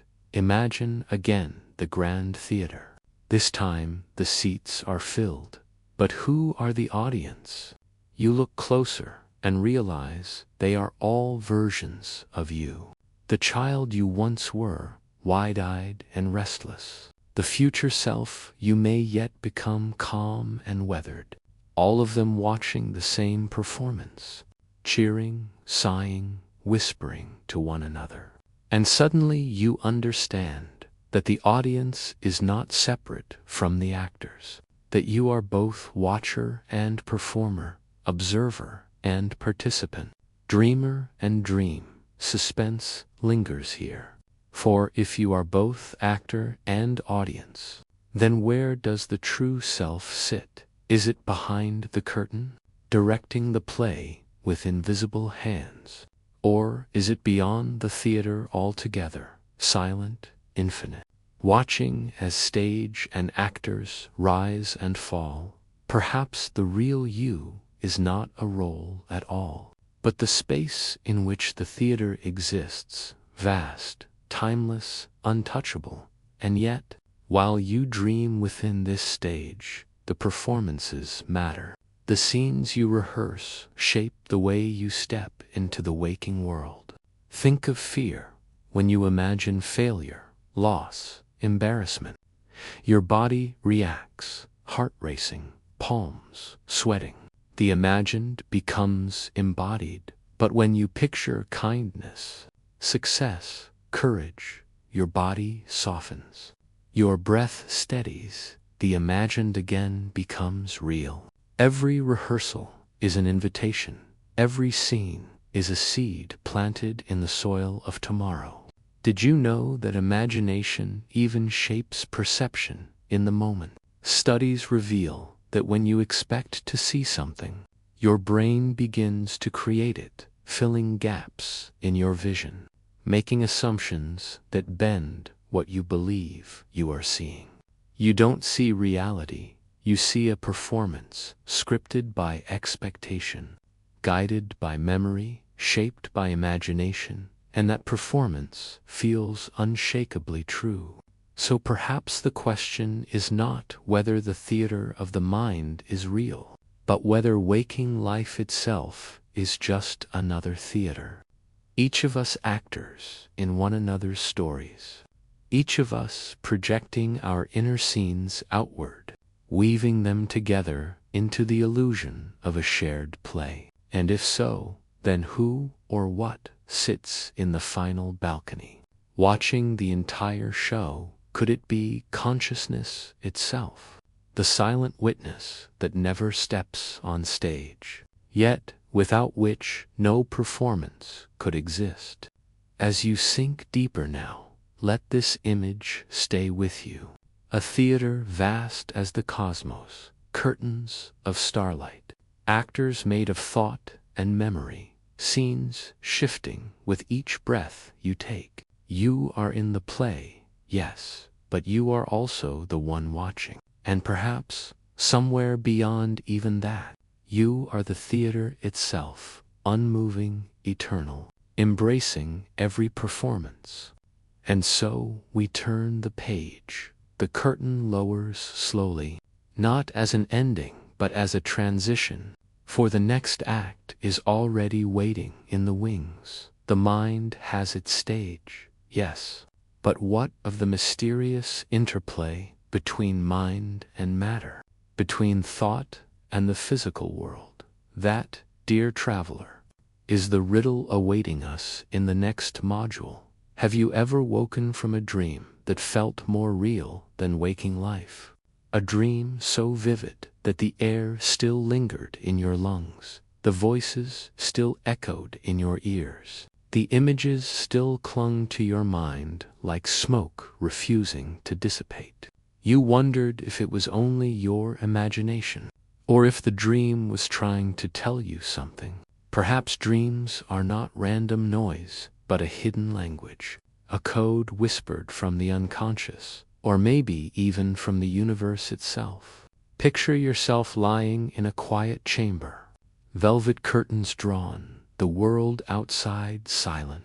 As your body drifts into stillness, your mind begins to loosen its grip on waking reality. The curtain rises slowly, and you find yourself in another landscape entirely, a place not bound by gravity, not restrained by logic. Here, colors breathe, time bends and doubles back, and people you once knew long ago return as though they never left. This is the secret country of dreams, a theater that opens its doors only when the waking self steps aside. Science tells us that dreaming occurs mostly during REM sleep, when the brain hums with activity almost equal to waking hours. The visual cortex flares to life, the limbic system surges with emotion. The prefrontal cortex, the seat of logic and order, grows quiet. It is as though the watchful editor has stepped away, leaving the stage free for raw images, raw feelings, raw truths. And yet, in this chaos, patterns emerge, stories unfold, symbols repeat. The unconscious mind speaks in pictures instead of words. Did you know that some of the greatest discoveries in history were born from dreams? The chemist Kekulé and awoke with the structure of the benzene ring. Paul McCartney once woke with a melody in his head, a dream that became the song yesterday. Even Einstein's thought experiments bore a dreamlike quality. He imagined chasing beams of light, and from that dreamlike vision arose the theory of relativity. It seems the dream world is not just a place of nonsense, but a workshop where the mind builds bridges into the unknown. But what if dreams are more than psychology? What if they are not merely byproducts of neural activity? What if they are messages, symbols passed down from something greater? Many ancient cultures believed this. The Greeks spoke of dream oracles, visions from the gods. Indigenous traditions often treat dreams as sacred, as visitations from ancestors or spirits. Some shamans say the dream world is not within you at all, but a real place your consciousness travels to each night. Another realm, layered just beyond the waking one, a dimension made not of matter, but of meaning. Suspense lingers here, because even today, science cannot fully explain why we dream. We know the mechanics, yes, but not the purpose. Is it memory consolidation, an emotional cleansing, a rehearsal for survival? Or is it all of these and more? What if dreams are a bridge, a liminal space between inner mind and outer cosmos, a place where personal memory, collective myth, and universal truth intermingle? Imagine now that you are back in the dream chamber, the air thick with symbols. A door appears in front of you, its frame carved with signs you do not recognize, but somehow you feel they are meant for you. You open it and step into a vast hall where thousands of images float like lanterns. Some are ordinary: a cup of water, a childhood home, a bird in flight. Others are strange staircases that lead nowhere, clocks melting into rivers. You realize with awe that every one of these images is part of a code, the hidden language of dreams. A language older than speech, older than writing, older even than humanity itself. Why does the same imagery appear across cultures? The endless falling, the flying through skies, the being chased, the meeting of shadowy strangers. Carl Jung suggested these are archetypes, universal symbols embedded in the collective unconscious, shared by all people, as if humanity dreams not as individuals, but as a single organism, whispering to itself in its sleep. There are dreams that feel prophetic. Have you ever had one? A dream so precise it later unfolded in waking life. Skeptics say it is coincidence, a trick of pattern recognition. But believers see it differently, as though the dream slips through the cracks of time, offering glimpses of what is yet to come. Could dreams bend time? Or is it simply that in dreams, the mind perceives connections too subtle for waking thought? Threads of possibility woven together in a tapestry too vast to see. And then there are lucid dreams, when the dreamer wakes within the dream, becomes aware, realizes that the world is an illusion yet still alive. Some practice lucid dreaming deliberately, using it as a laboratory of consciousness, flying at will, reshaping landscapes, conversing with dream figures. And yet, even in lucidity, there is mystery. Who are the characters we meet in dreams? Are they fragments of ourselves, or independent beings who exist within this hidden world? The question has no certain answer, but the wonder lies in the asking. Now imagine lying back into your pillow, the soft weight of sleep pressing deeper. You drift toward the threshold where waking and dreaming blur. Perhaps tonight you will dream, perhaps you already are.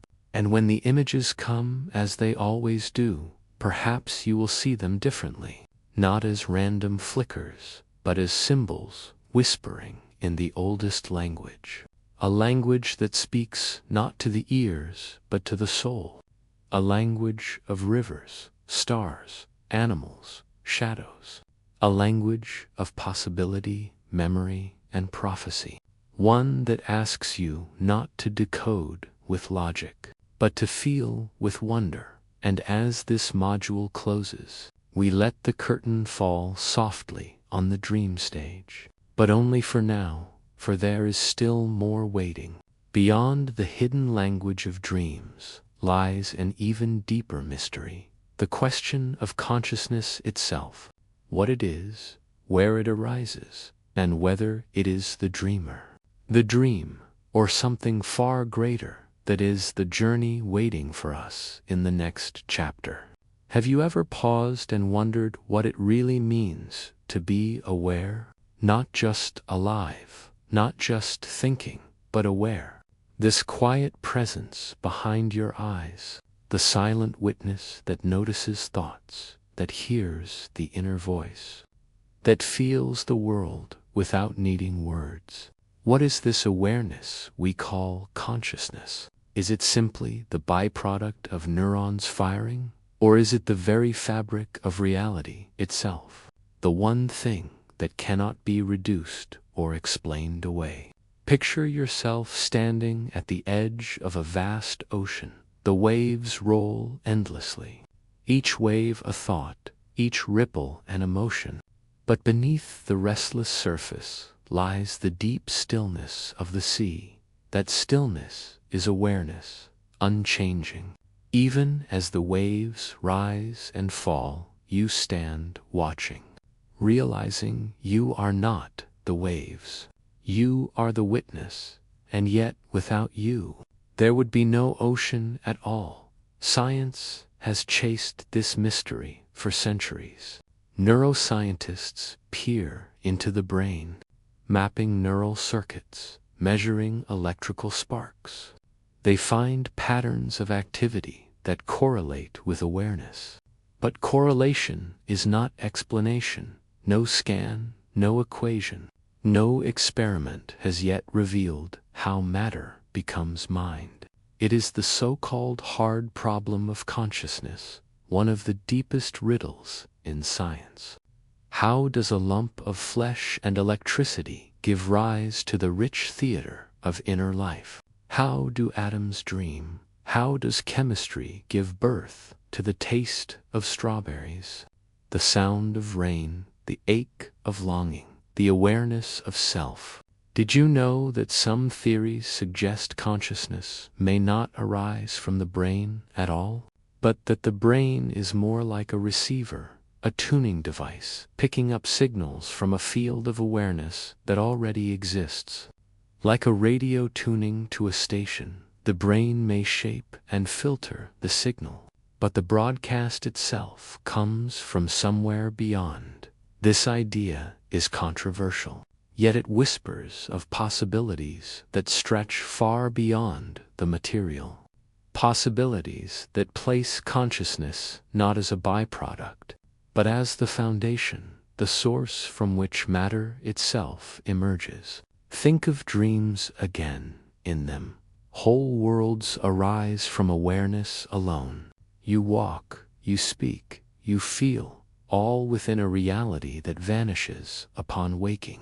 If consciousness can conjure entire landscapes in sleep, might waking reality be another dream, a deeper one, shared, consistent, yet still woven of the same mysterious fabric? Philosophers across time have wrestled with this enigma, Descartes declaring, "I think, therefore I am." Yet what if the truth is deeper still?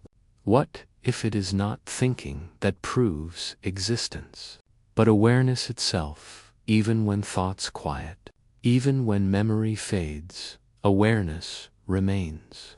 A silent light illuminating experience, the one thing you cannot doubt. For even doubt itself requires awareness. Suspense lingers here, because if consciousness is fundamental, then reality may not be what it seems. Matter may not be the foundation. Space and time may not be primary. Instead, they may be projections within awareness, just as dreams project landscapes. The universe itself may be a dream in the mind of the infinite. Consider now the strange evidence. Quantum physics reveals that particles do not seem to exist in definite states until observed, as if awareness itself plays a role in collapsing probability into reality. The double-slit experiment shows particles behaving like waves of possibility until an observer looks, and suddenly they choose.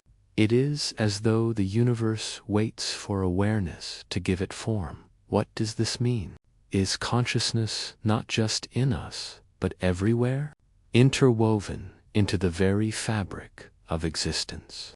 Ancient wisdom traditions have long suggested this. The Upanishads of India whisper that Atman, the self, is Brahman, the infinite awareness. The mystics of Sufism sing of unity, that the light within is the same as the light that sustains the stars.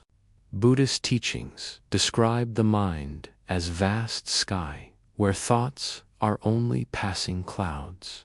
Even indigenous traditions see consciousness not as limited to humans, but shared by rivers, mountains, trees, and stones.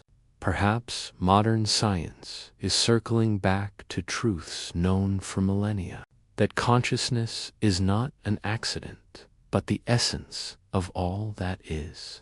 Imagine yourself now sitting in a quiet forest, the air alive with stillness, bird song drifts through the branches.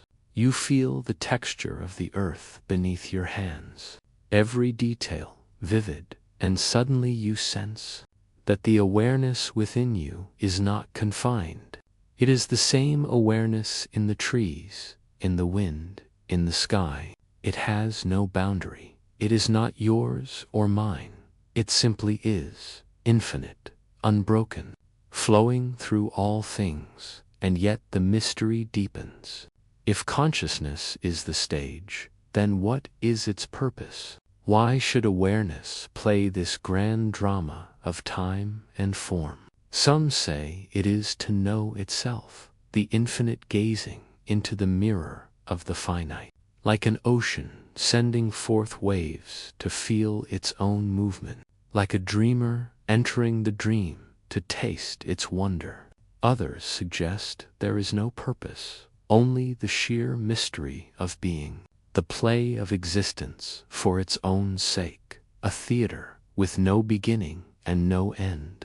But perhaps the deeper invitation is not to solve the riddle, but to rest in it, to recognize that you are not separate. You are the awareness itself, not the passing thoughts, not the fleeting roles, but the silent presence in which they arise. This recognition is both humbling and liberating, for if you are awareness, then you cannot be diminished. You cannot be lost, even as the body changes, even as memories fade, even as time flows on. The awareness remains untouched, unbroken, like the still ocean beneath restless waves. So as you drift deeper now, let yourself sink into that awareness, not clinging to thoughts, not chasing answers, just resting as the witness, the silent, infinite, timeless self. Perhaps this is the heart of the great mystery, that the search for consciousness has never been outward. It has always been inward, for the answer is not found in stars or atoms, but in the simple, undeniable presence of being aware. And as this module comes to a gentle close, we let the question remain unresolved, unfinished, like a candle flickering in endless night, for the mystery of consciousness is not one to be solved, but to be lived, and in the next chapter, we will step into another wonder, the question of time itself, what it is, whether it flows, bends, or perhaps does not exist at all. That is the path ahead, waiting quietly for us. Have you ever wondered what time truly is? We speak of it so casually. We measure it with clocks. We divide it into hours, days, and years. We feel it rushing past us, dragging us from birth toward death. And yet, when we look closer, time becomes slippery, elusive, impossible to pin down. Is time a river flowing steadily from past to future, or is it an illusion, a trick of consciousness that convinces us of motion where there is only stillness? Picture yourself standing by a river at twilight. The current moves steadily, carrying leaves and branches toward the horizon. You feel the flow, the sense of forward movement, and you think, yes, this is time. But then imagine stepping back, climbing a hill that lets you see the entire river from above, from its source in the mountains to its mouth in the sea. From this vantage point, nothing is flowing. The river simply exists all at once. Every bend, every ripple, every surge, perhaps time is the same. Not a flow, but a landscape, already complete, already whole. Physics hints at this strange possibility. Einstein showed us that time is not absolute. It bends, stretches, and warps with speed and gravity. Astronauts moving swiftly through space age more slowly than those left behind. Clocks near black holes tick differently than clocks on Earth. There is no single universal now, no absolute present shared by all. Instead, time depends on where you are, how you move, what you observe. The river of time is not one stream, but countless shifting currents, each relative, each uncertain. Did you know that according to relativity, the past, present, and future all coexist? The universe may be a block of space-time already laid out, where every moment that ever was and ever will be already exists. We simply move through it like a needle tracing grooves on a record. The music feels like it flows, but the song is already there all at once. This is the block universe theory, a view in which the future is not waiting to happen. It has already happened. We are simply walking through it, step by step. But if that is true, what becomes of free will? What becomes of choice if the future already exists? Are we merely actors following a script, or are we both actors and authors, writing and reading our roles at the same time?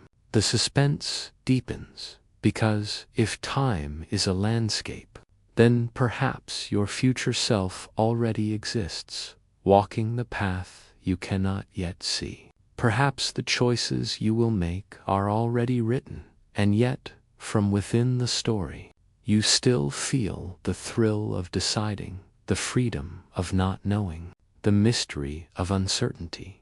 Now imagine this. You are sitting in a darkened room. Before you lies an hourglass. The sand trickles slowly from the upper chamber to the lower. You watch it fall, grain by grain, and you feel time passing. But then someone tips the glass, and the flow reverses. The same grains rise, as though rewinding. Would you say time itself had reversed? Or would it only be your perception? Scientists wonder about this too. The laws of physics, at their most fundamental, do not require time to flow forward. Equations work just as well backward as forward. Only entropy, the gradual drift from order to disorder, seems to give time its arrow. Without entropy, there would be no direction, no past, no future, only a vast stillness. Consider memory. We remember the past, but not the future. Why? Perhaps memory itself is what creates the illusion of time's arrow. Your brain stitching together moments into a narrative, turning snapshots into a flowing movie. Without memory, would there be time at all? Or would there only be now, an eternal present, stretching without boundary? And yet, time feels so real. We age, we grow, we change. Children become adults, seasons turn. Stars are born and die. Something moves, something shifts. But what if this, too, is an illusion? What if change itself is simply the mind's way of slicing eternity into digestible fragments? Like taking a still, silent painting and pretending it is a film, each frame already present, but experienced one by one. Ancient traditions echo this mystery. The Buddha spoke of impermanence, that all things are in flux. Yet he also hinted that beneath the flux lies the timeless. Hindu philosophy speaks of Maya, the illusion of time and form, where the eternal self remains untouched by change. Mystics across the world have entered states where time dissolves, where hours vanish into moments, and moments expand into infinity. Perhaps they glimpse what lies beneath the surface, the timeless ocean hidden under the restless river. Imagine again you are floating in deep space, the stars around you unmoving, There is no sunrise, no sunset, no ticking clock. Time begins to lose meaning. You feel yourself suspended in an eternal now, and slowly you realize something astonishing. This is how it has always been. Time was never flowing. It was only your mind weaving a story, threading beads of eternity into a necklace of hours. Did you know some physicists believe time might not exist at all? That it is not fundamental, but emergent, like temperature, a collective illusion born from countless interactions. Strip the universe to its deepest layers, and perhaps you will find no ticking clock, no flowing river, only timeless equations. Still and eternal, suspense lingers in this thought. Because if time is not real, then what are we? Not creatures moving through a brief lifespan, but eternal awareness, watching scenes rise and fall, not bound by beginning or end, but part of a vast, timeless whole. So, as you drift deeper into stillness now, let yourself imagine that time has loosened its grip, that there is no past weighing on you, no future rushing toward you, only this vast present, this moment stretching endlessly. The ticking of clocks fades, the rush of days quiets, and you rest in the truth that beyond all stories of time, you are timeless awareness, unmoved, eternal, infinite. And so this chapter closes gently, not as an ending, but as another turn of the eternal circle. For beyond time lies another riddle waiting. If time is not real, then what of space? Is the world around you solid and vast, or is space itself an illusion? That is the mystery waiting in the next module. The question of distance, emptiness, and the strange possibility that everything is closer than you think. Have you ever wondered whether space is as vast as it seems? When you gaze at the night sky, stars appear impossibly far away. Galaxies spiral at distances so great we measure them in light years. You might feel small, almost insignificant, drifting through a universe so immense. But what if this vastness is an illusion? What if the space that stretches between you and the stars is not as real as it seems? What if, in ways we barely understand, everything is far closer, more connected, more immediate than your senses allow you to believe? Picture yourself standing in a desert under the stars. The air is cool, the ground beneath you soft with sand. Above you, a canopy of endless sky glitters with silver light. It feels infinite, like you could walk forever and never reach the horizon. And yet, from another perspective, that endless horizon is a curve of earth. What felt infinite was an illusion of scale. Could space itself be another curve, another trick of perspective, stretching and bending in ways your eyes cannot see? Modern physics has shown us that space is not empty. It is not nothing. It is a fabric, a field, a stage woven with energy, particles, and hidden geometry. Einstein taught us that massive objects bend space itself, like bowling balls pressing into a trampoline.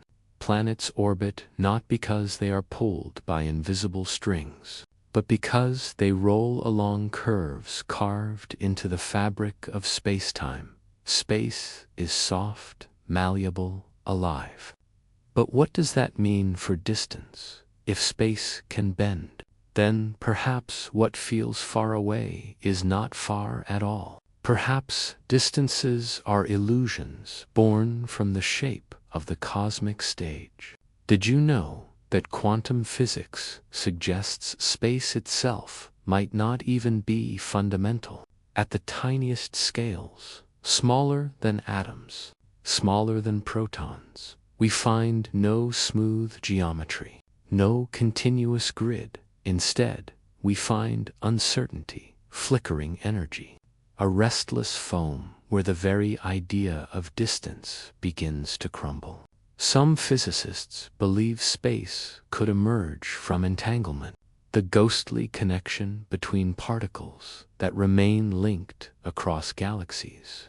If this is true, then the space you think separates you from the stars is only an illusion, because at a deeper level, separation does not exist.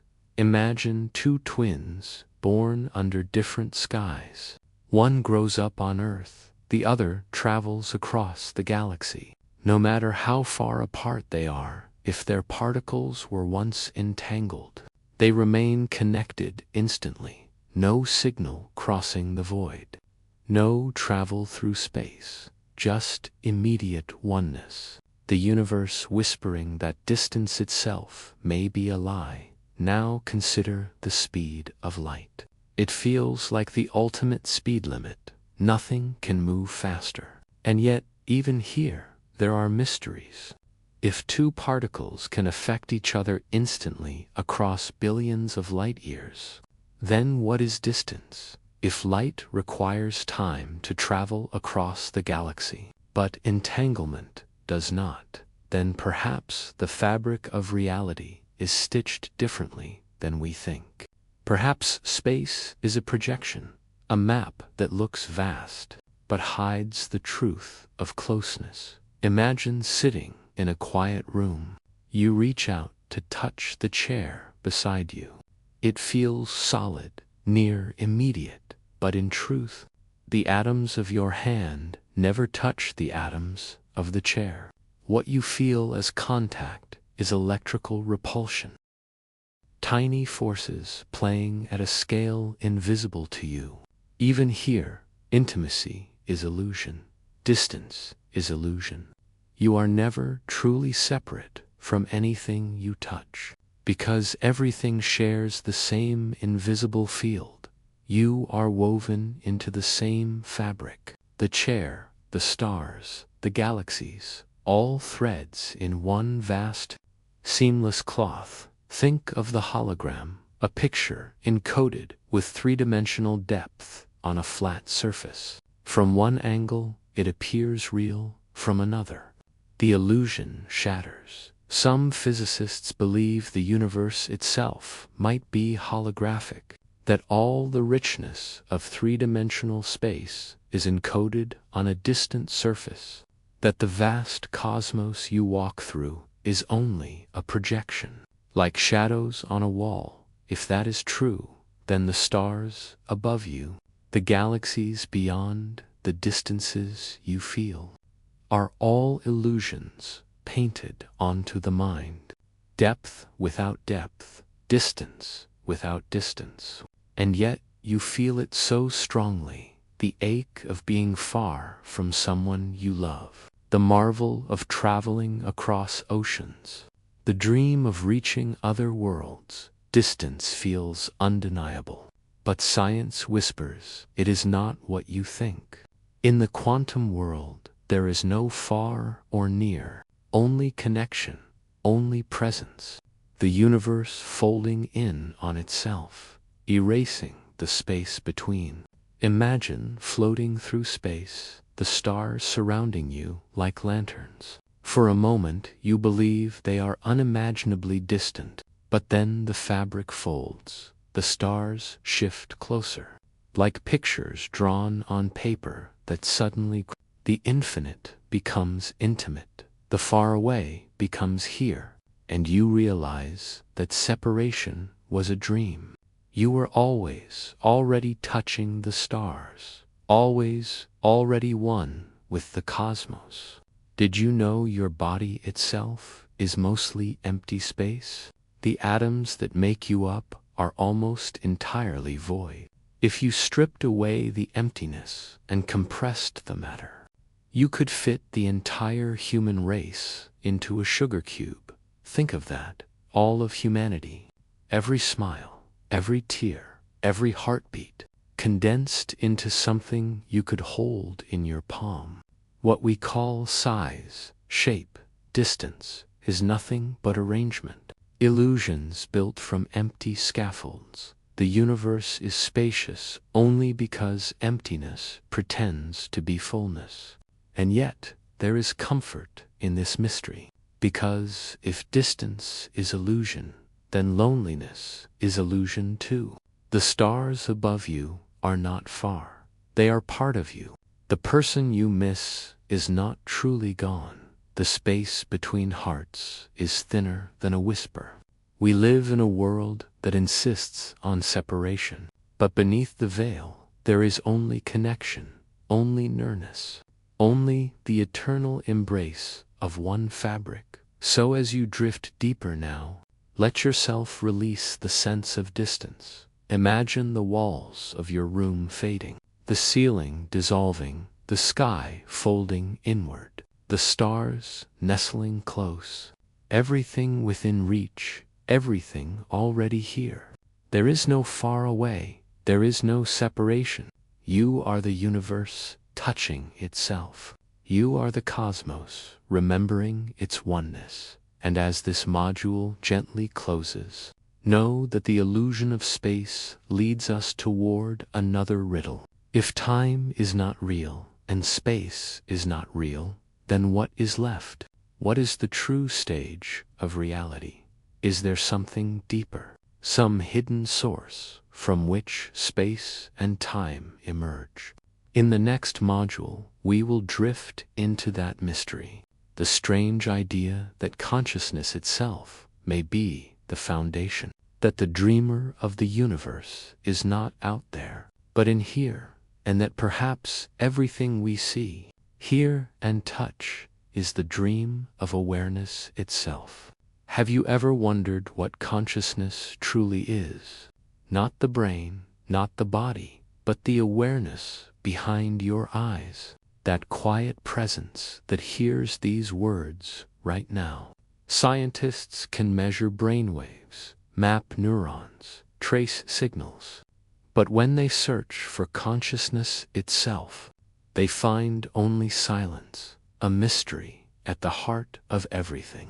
Could it be that consciousness is not something created by the brain, but the very stage upon which the universe itself is projected? Imagine lying on a beach at night. The waves roll in slowly, rhythmically, like breathing. Above you, the stars shine in infinite depth. You feel small, but then something shifts.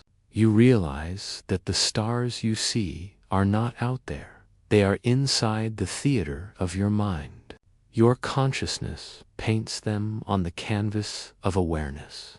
The sound of the waves, the smell of salt, even the feeling of sand between your fingers, all of it arises within awareness.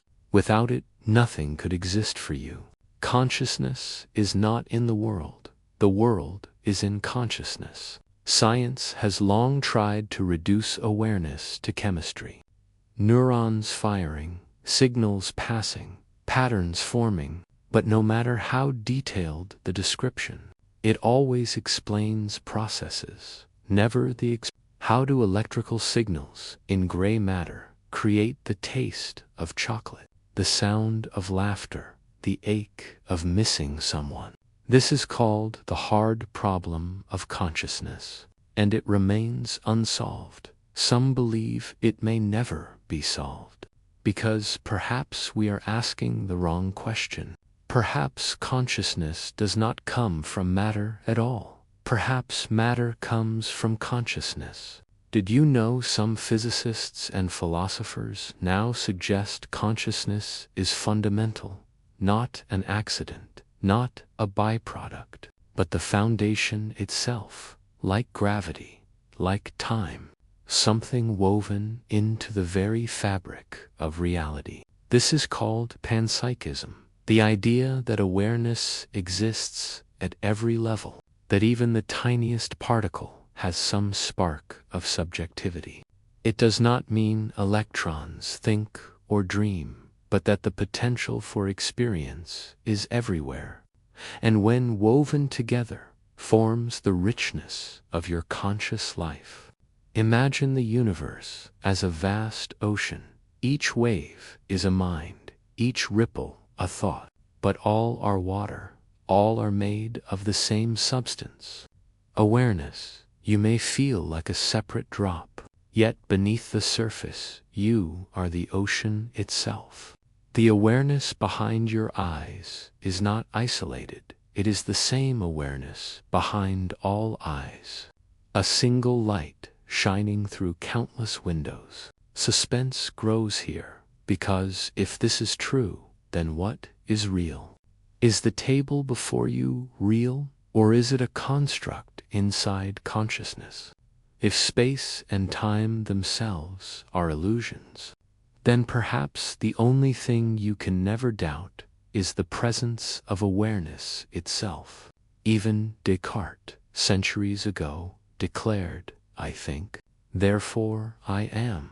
But perhaps it is more accurate to say, I am aware, therefore I am. Consciousness is undeniable, the one certainty in a universe of shifting shadows. Picture a dream. You are walking through a forest. The trees tower above. The air is damp. You hear birds singing. It feels vivid, real.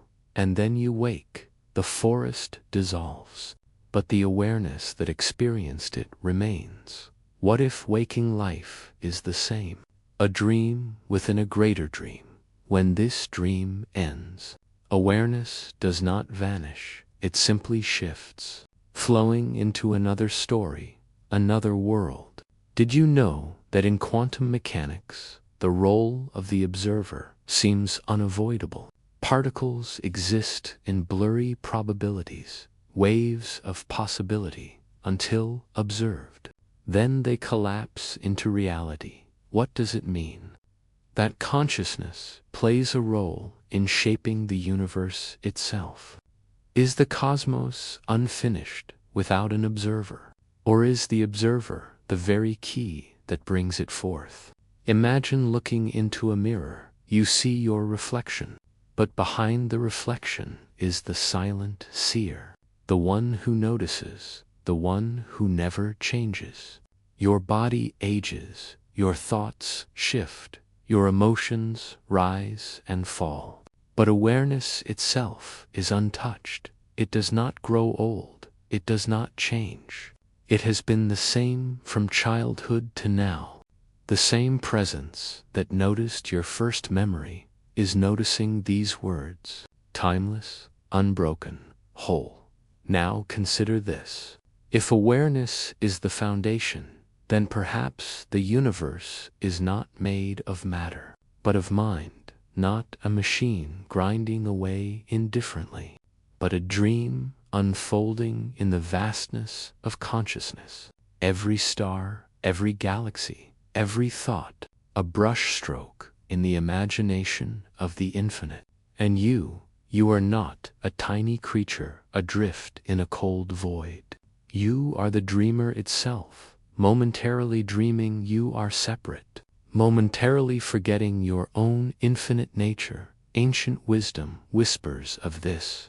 Mystics from every tradition describe the same discovery, that at the heart of being lies pure awareness, unchanging, eternal, limitless. The Upanishads of India declare, you are that, meaning the awareness you feel is the same as the awareness that is the cosmos. The mystics of Sufism spoke of unity. The Christian contemplatives spoke of divine light. The Buddhist masters pointed to the clear sky of mind. Different words, same truth, that consciousness is not inside you. You are inside consciousness, and yet, here is the suspense. If everything arises in awareness, then what is death when the body falls away? Does awareness vanish, or does the dream simply change? When you wake from one dream, do you cease to exist? Or do you return to the larger awareness that was always there? Perhaps death is no more frightening than turning a page. The story changes, but the reader remains. So as you rest now, feel the strangeness of this thought. You are not drifting through the universe. The universe is drifting through you. Stars sparkle within awareness. Memories bloom within awareness. Dreams unfold within awareness. You are the sky, not the clouds, the screen, not the movie, timeless, still, and infinite. And as this module closes gently, let the mystery linger. If consciousness is the hidden architect of reality, then perhaps everything you see is a dream, and yet behind the dream is something even deeper, a silence, a stillness, a source beyond words. And that is where we shall drift next, into the most mysterious of all questions.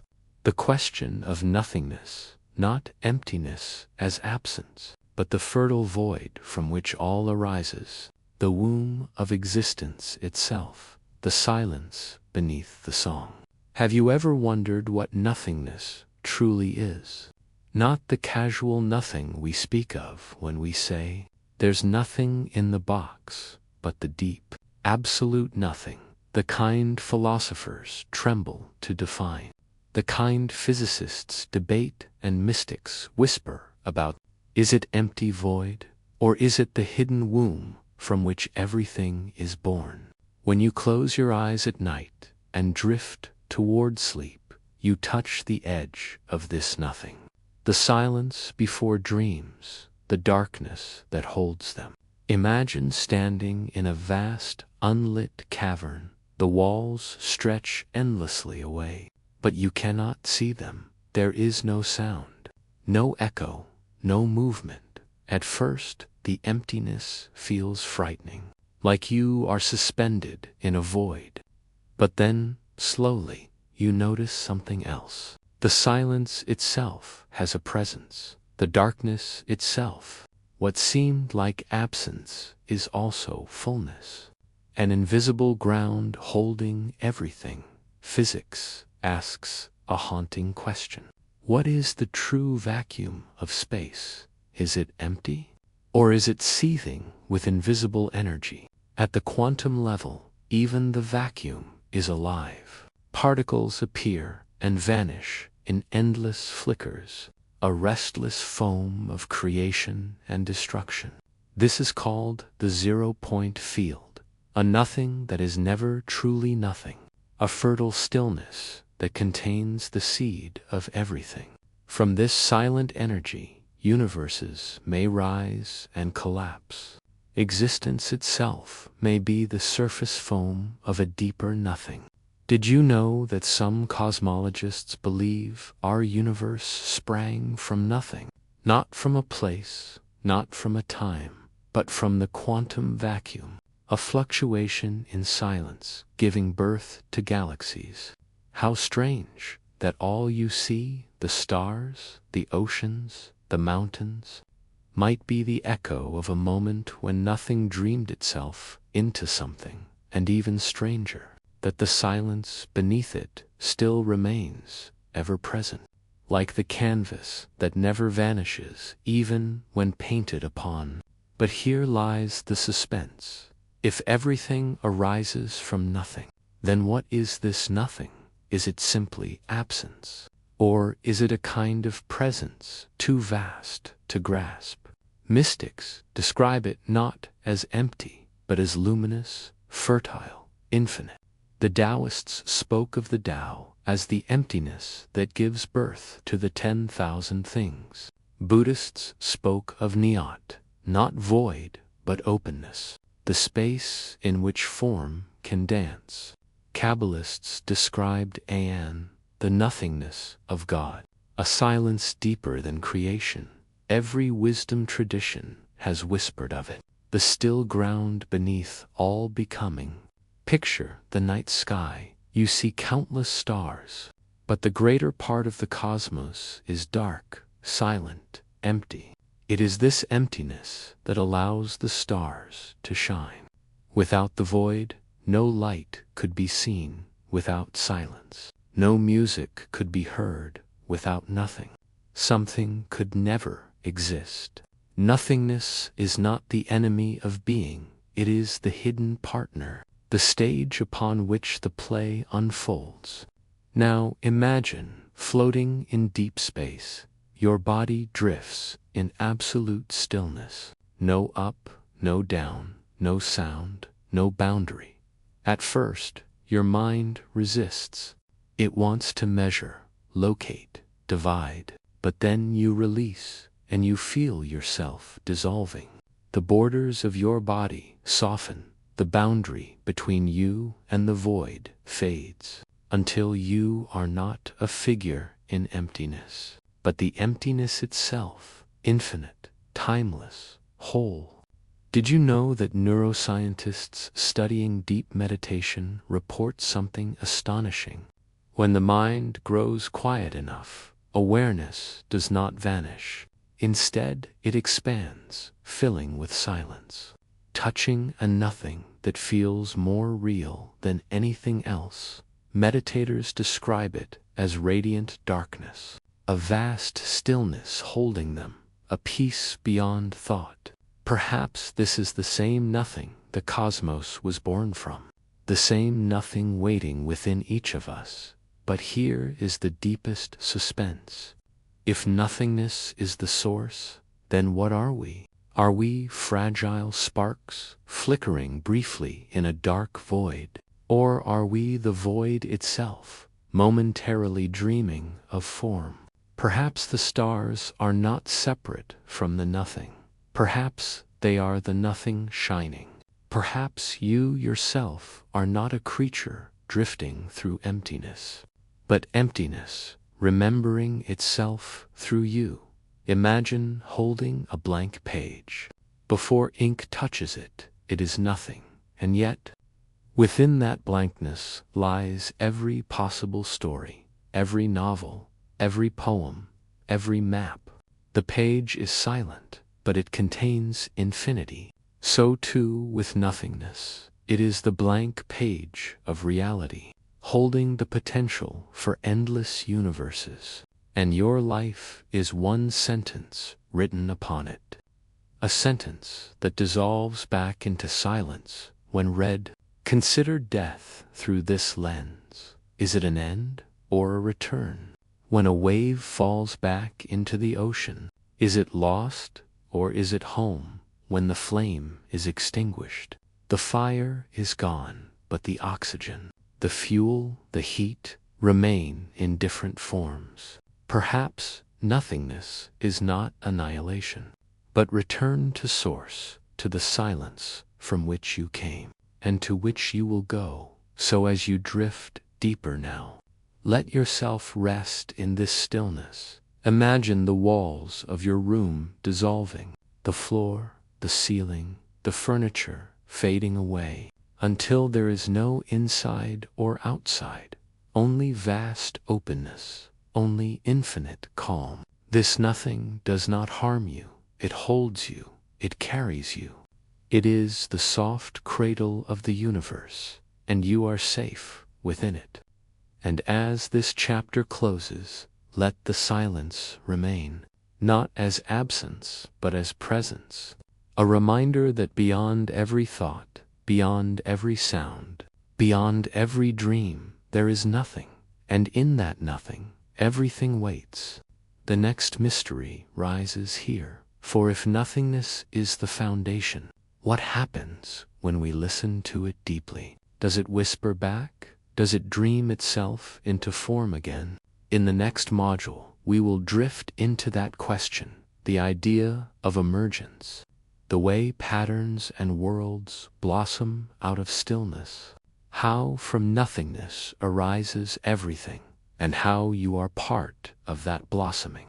Have you ever wondered how complexity arises from simplicity? How order blossoms from apparent chaos? How from the silence of nothingness comes the symphony of existence? It seems impossible at first glance.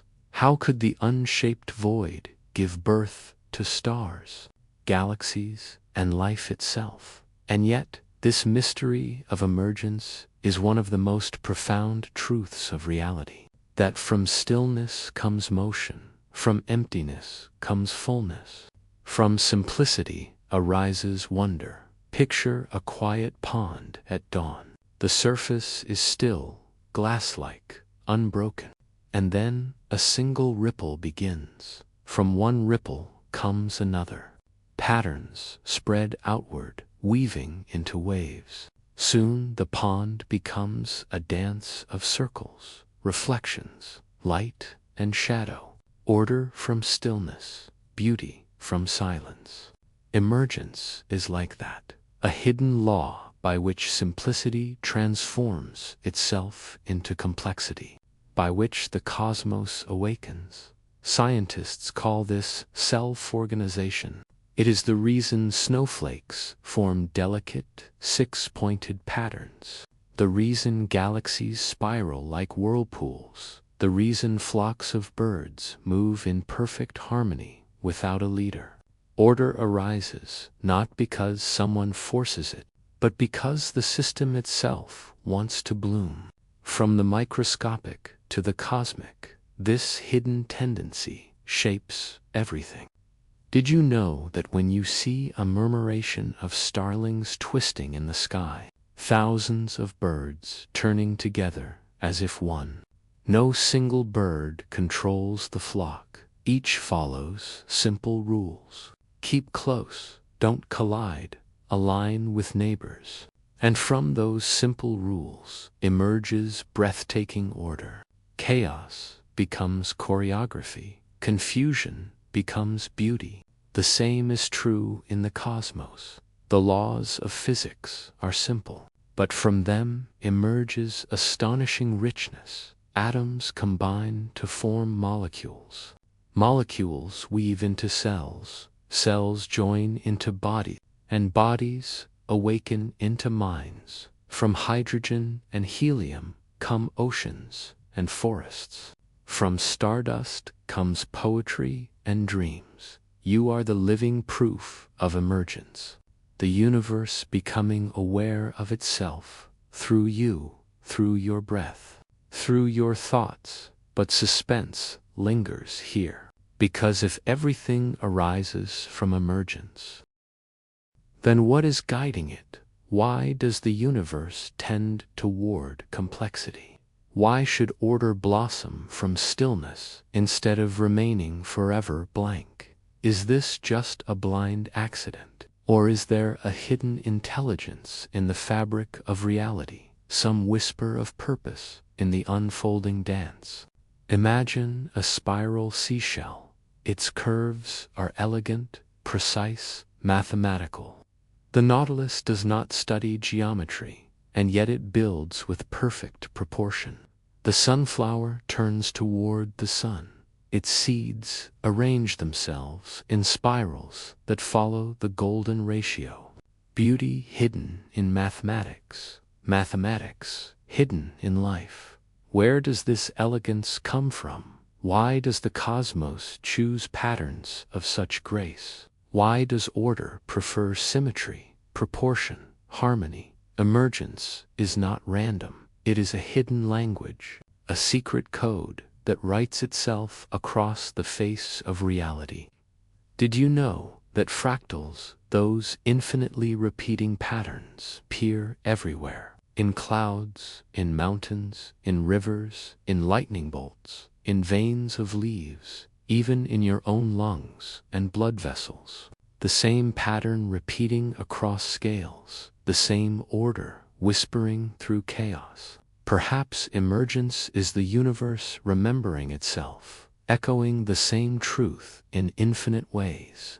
Now imagine this, on the largest scale. The early universe was hot, dense, formless, just a sea of energy. And yet tiny fluctuations, almost nothing, became seeds for galaxies. Gravity pulled stars together. Stars forged elements in their hearts. Explosions scattered them into space. And from that stardust emerged planets. From planets emerged oceans. From oceans emerged life. From life emerged mind. From mind emerged wonder. All of it written in the story of emergence. A story that began in stillness and continues in you. But here is the suspenseful thought. If emergence brought forth the cosmos, what might it still be bringing? Is evolution finished? Or are we still in the midst of the unfolding? Perhaps the universe is still dreaming itself forward, toward forms we cannot yet imagine, toward states of being beyond our current minds. Threads weaving themselves without a weaver, patterns appearing from nowhere. Each moment adding color and shape. You do not see the full picture, but the design is there. The fabric and the pattern, part of the emergence itself. Did you know that emergence is also why consciousness might not be confined to brains? Some theories suggest that awareness may be a natural emergent property, like temperature arising from molecules, like wetness arising from water. Perhaps consciousness arises wherever matter becomes complex enough. Perhaps the universe itself is conscious in ways we cannot grasp.